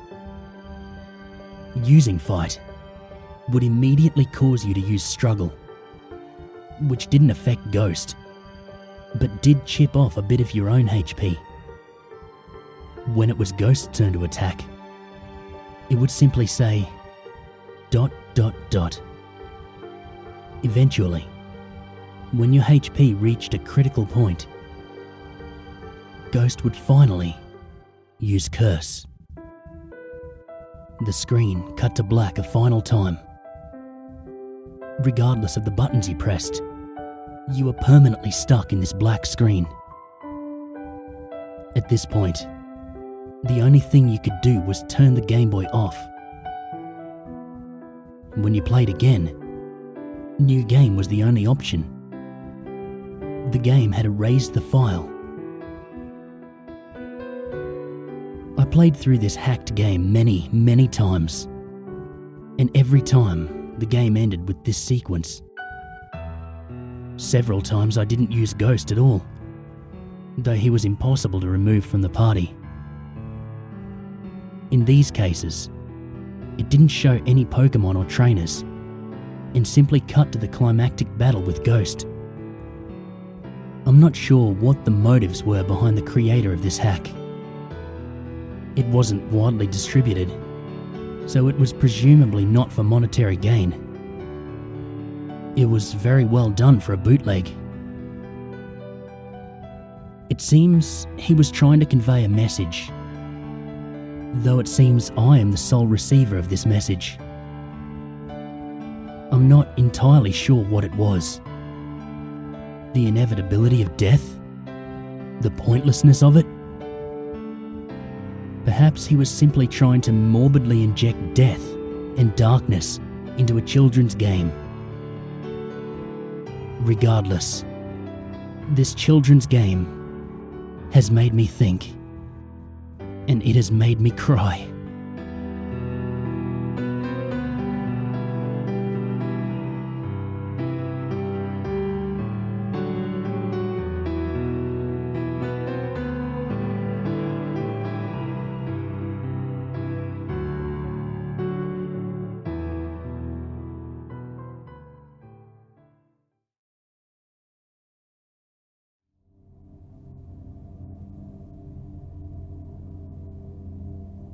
I'm not one to share many personal stories about myself.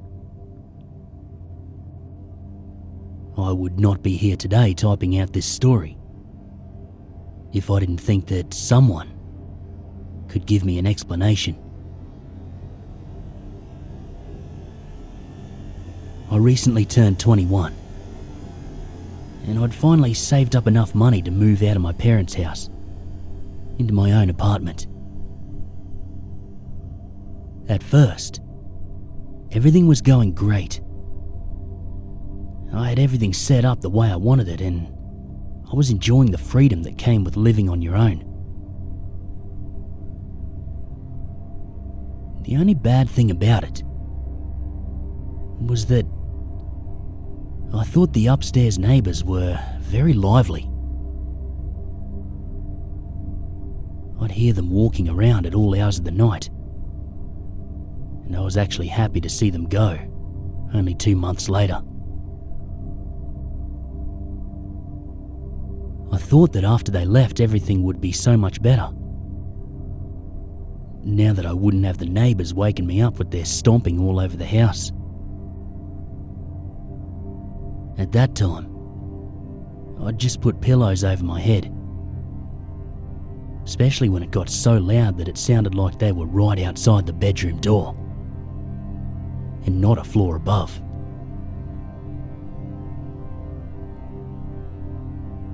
It was not until 3 nights after they moved out that I realised it would not be that easy. I was woken up again. Around 2 a.m, to the same sound of stomping steps. I could not ignore how close they sounded anymore. I could not brush it off as the loud neighbours upstairs, because that apartment still lay empty in wait of the incoming new tenants. This happened for another 3 days.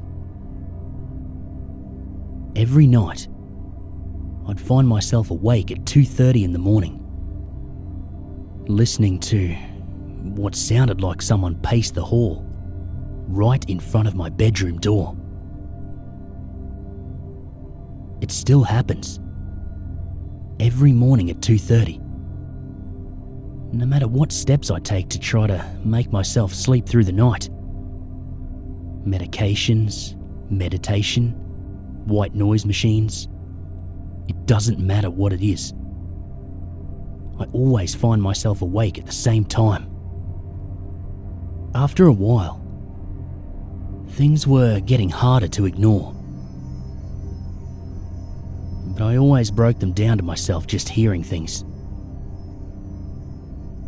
Other than the footsteps and the occasional movement of objects that I knew were not in the same place that I'd left them the night before,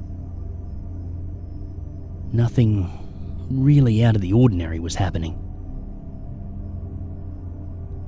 This was true until last night. I was about to go to bed because I had to be at work early this morning. As I was brushing my teeth, I thought I saw something move out of the corner of my eye. I glanced over my shoulder and just brushed it off quickly when nothing was there. But when I turned back to face the sink, to finish what I was doing, my eyes locked with this black shadow that was rocking back and forth on the wall behind me. I looked back and forth from the mirror to the wall no less than 6 times before I confirmed the unsettling fact that the shadow was only visible through the mirror. I stood there horrified, and my toothbrush dropped to the ground as I watched this shadow morph into the shape of a distorted human. Throwing my hands up, I turned around as fast as I could.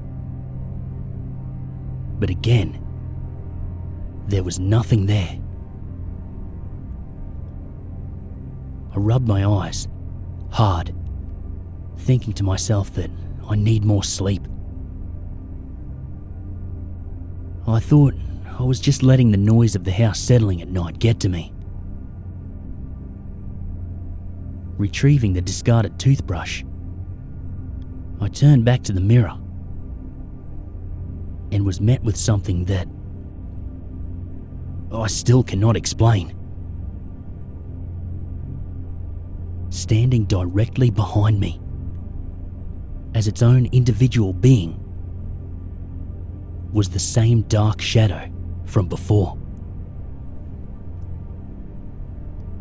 Frozen in my spot, I watched in horror as the being morphed again.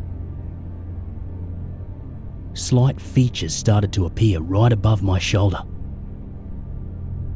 The shadow seemed to form holes for eyes, a sharp, pointed nose, and a long, ragged, toothy smile. The air around me felt heavy, cold, like I was suffocating in the air where I'd just been able to breathe fine. I mustered up the strength to turn around and was once again met with nothing but the same features of the bathroom that had always been there.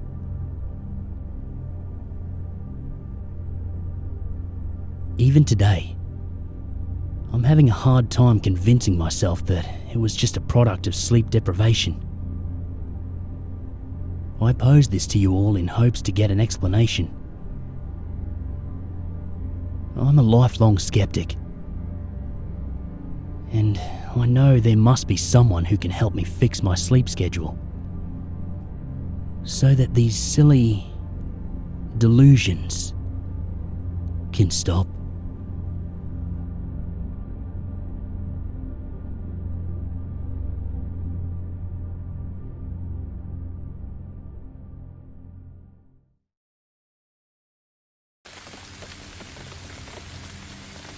Say, stranger, have you ever played a game of Fun with Fates? Oh, I can't say that I have, fella. How does it work? Let me get one started for you. And you just tag along, yeah? Sure thing. A man sits in an office. His desk is all neat and clean. Too clean, in fact. There's not a single fucking thing on it.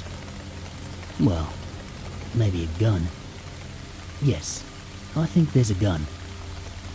A gun? Yeah. Glock, possibly? That's the only one I know. All black and pistol-like. And there's one of those nameplates on the desk too. Has Peter inscribed on it, I think. My name's Peter. Oh, sorry. It might have said Peterson. That's my last name. You fucking kidding me? Peter Peterson. Yeah. Well, alrighty then. Anyway, the nameplate definitely said Peter Peterson. Now you notice something really weird. What? Everything is in black and white, isn't it? There's no colour. It's all black and white and grey. And I'm seeing this?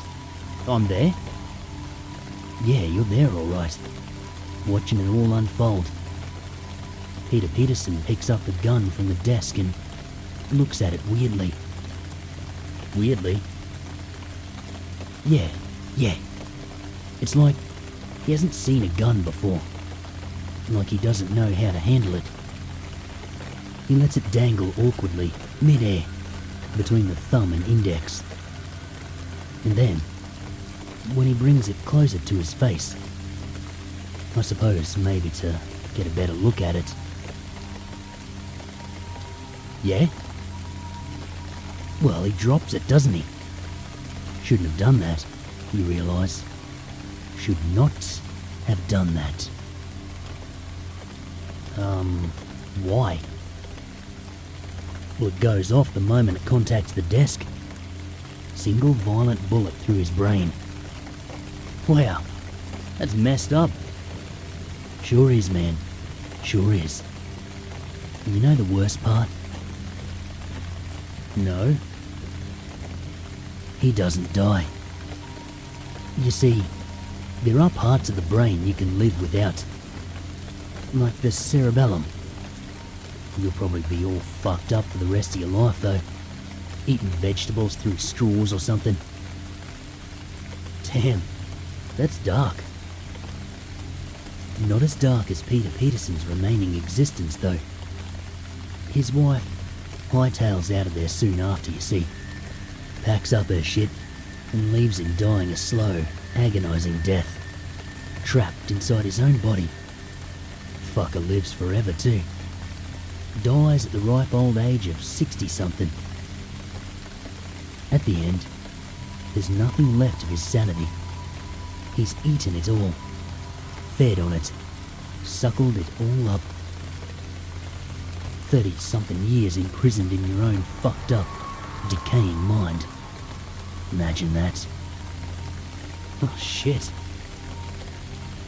Anyway, thanks for the coffee, stranger. I'll pay you back for it when I find that goddamn wallet. You have my word.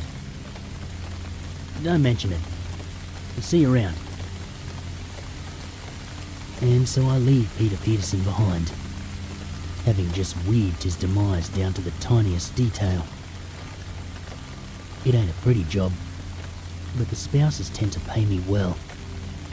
I spice things up a bit though. Just having them drop dead seems like such a waste. Seems like you gotta have some fun with fates.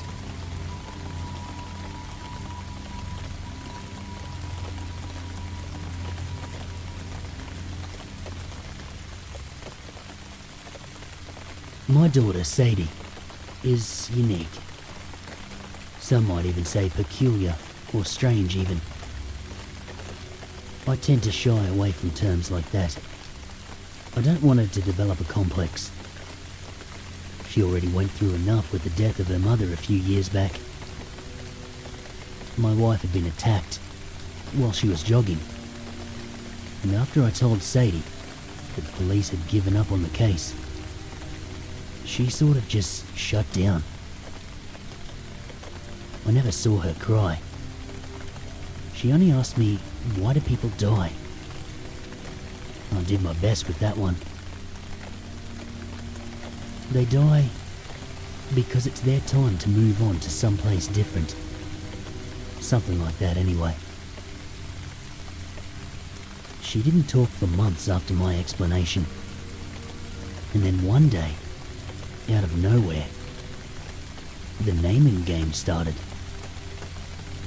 She would sing a little rhyme to herself and place stones in a little pile in front of her. The song never repeated, but it reminded me of one of those playground rhymes. One for the postman, one for his mutt, one for the pastor who called her a slut. I spoke with a children's therapist about it, and she said that it may just be Sadie's way of organising people she comes across, accounting for those who are living, so that she can separate her mother's death from the rest of her life. It seemed a reasonable enough explanation. The stones were her neighbours, her community, like abstract dolls in a children's playset. When our mailman had a heart attack, I tried to relate it back to my explanation of death. He'd moved on to someplace different too. Then his dog, a friendly old border collie mix, was hit by a car right in front of our house. Sadie just kept on singing. One for the grocer, one for the nurse, one for the digger who leaned on the hearse. When Reverend Mitchell, the pastor at our church, choked to death on a sandwich in the rectory, I started to wonder about the naming game. It seemed eerily coincidental, and she sang it constantly. One for O'Reilly and one for his son, Sadie. One for the poster, who's quick with a pun. Sadie, where did you learn this game? One for the newsman and one for his crew. Sadie, damn it! Who taught you this game? One for a jogger who... Sadie! She stopped. She looked up at me with cold eyes. Sadie, who taught you the naming game? Her gaze was still emotionless. Mummy did, after she went to someplace different. And who are all the people in the rhymes? Her eyes hardened ever so slightly. I could see the faintest hint of hatred bloom. The people who comforted the man who killed Mummy. She placed a final stone. One for a jogger who looked like you.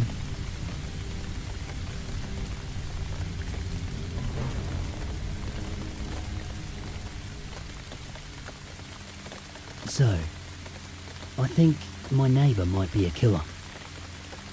Look, I get that spying on people is frowned upon, but something weird happened a little while ago. So just hear me out for a minute. My home sits atop a hill on a secluded road. The only other house around is a little ways below mine. So, naturally, when I heard my neighbour's voice accompanied by another, I was curious. This was a first. In the entire time he'd lived next door, he never had company over. I found myself pressed against the glass, craning my neck to get a good view of his driveway. There was a gorgeous woman with him, a good deal younger and dressed to the nines. By the way she talked, by the way she moved, I could tell she was heavily inebriated. Just before he opened the door for her, he turned his head towards my house and looked up at my window. Oh shit. I shrank away, hoping that he hadn't seen me gawking at them. After a few minutes, I peeked back out, watching him pour red wine through his living room window. A malicious smile spread across his face once she put the glass to her lips. "Don't drink that." As if hearing my thoughts, he strode over to the window, glaring up at where I stood. My skin was crawling. I felt trapped inside his cold pupils until he pulled the curtains together, obscuring my view. Was that a scream? I hardly dare leave my post. I just want to know she's okay. I'll sit here all night if I have to. Hours have gone by. I finally see him opening the curtains, all dressed for work. I can hear him whistling a jaunty tune as he strolls out to his car and pulls away. I haven't seen the girl again. I do my best to talk myself through it. There's no reason to jump to any conclusions here. That's not strange. Maybe she's staying for a while. Maybe she's still sleeping. Maybe it's none of my business. Still, something doesn't feel right. I need to see her, just to be certain, just to put my mind at ease. I remain glued to my window, eyes fixed on the narrow view into his home. Time ticks away. With each second, I grow more anxious. What if she never comes out? No, don't go there. Everything is fine, don't overreact. My breath catches as the woman finally comes back into view, and all of my suspicions are confirmed. There is a look of confusion on her face. Her skin is translucent. She floats above the floor. Red ribbons trail from ghastly wounds like billowing smoke. I am horrified, frozen in place, as she glides over to the window. Our eyes meet, and she places her palms against the glass. Two ghosts stare back at each other, imprisoned a short distance away, though worlds apart.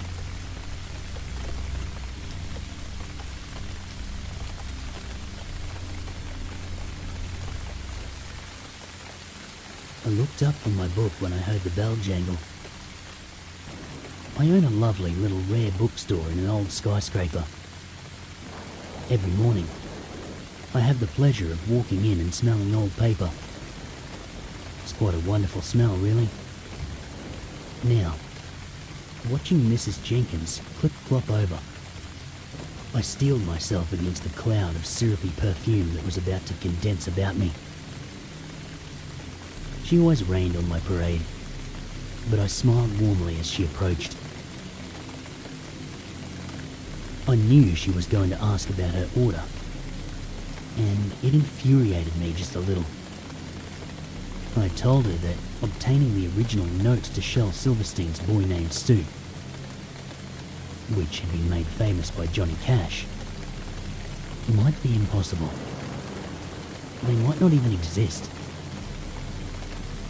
I'd made numerous inquiries to both Silverstein's and Cash's attorneys, but I have yet to hear anything.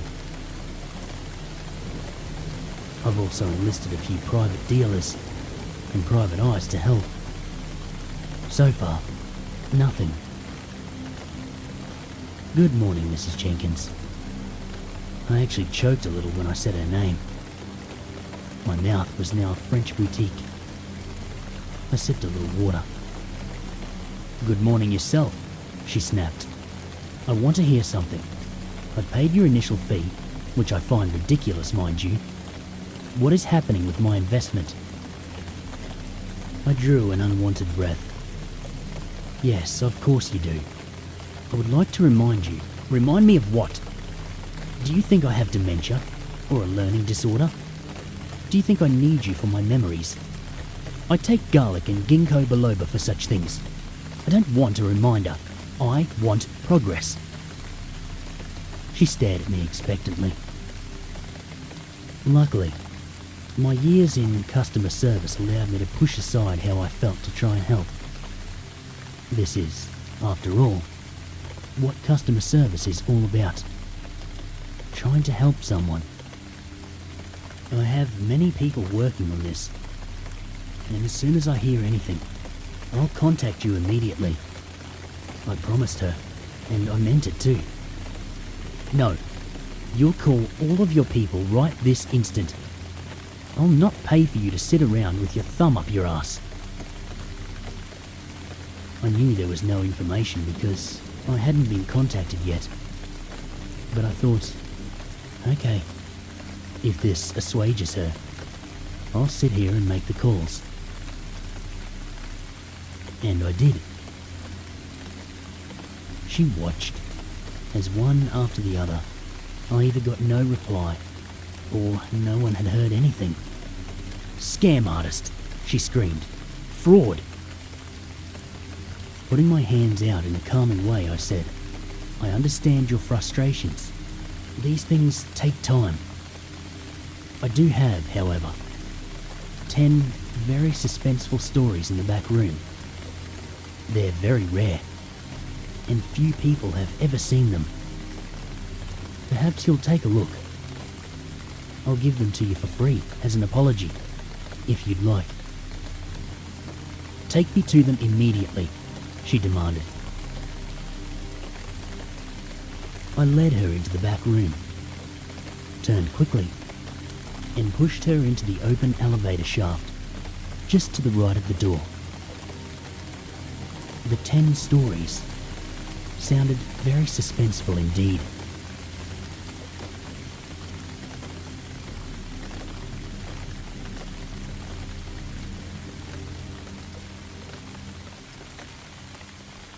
Two chefs were standing on my front porch, clutching brown paper bags filled with vegetables. Okay, strange. I pulled the door open. Yes? Can I help you? There's no time to waste, said the dark-haired one. On the right. We've got to get cooking. He forced his way past me. I whirled around. Hey, what are you... Behind my back. The tall, bearded one stepped inside and closed the door using his foot. I spun back. Who are you? There's no time, he interrupted, readjusting to get a better grip of his bags. From the kitchen, I heard drawers open and close. Now, wait just a second. Who the hell are you people? I asked, forcefully. The bearded chef marched past me, checking his watch. Oh man, we've really got to get cooking. Cooking? I asked. Cooking what? In the kitchen, the dark-haired chef was slicing onions on the counter. I chuckled. Clearly it was a case of mistaken address. One of my neighbours had probably hired caterers for a birthday party. "Excuse me," I said. Neither of them took any notice of me. "You've got the wrong house," I said, waving my arms around. The dark-haired one heated the stove. "Hello?" I shouted. They didn't react at all. Now, this was becoming unsettling. The bearded chef opened my fridge and began rummaging around. "Hey, what the hell?" I shouted, crossing the room to wrestle a carton of eggs from him. "I already told you people." Without saying a word, he ripped the carton away from me using both hands, and then he cracked 2 eggs into a bowl and started whisking. "That does it." I grabbed my phone, planning to call the police. But then, the bearded chef started rummaging through my carefully arranged spice rack. "Hey!" As I made my way towards him, the dark-haired chef pursed his lips, then selected a jar. I stood right next to him. "Okay, that is enough. You people need to..." He made a 1 minute gesture. Then he circled the counter and resumed chopping. At my wit's end, I grabbed a ladle and pot and I bashed them together. It made a deafening metallic clang. The 2 chefs stopped what they were doing and finally turned their attention towards me. "Look, I think you've got the wrong house, okay? Can you please just..." The dark-haired chef approached me and snatched the ladle. "There's no time for this nonsense. We've got to get cooking."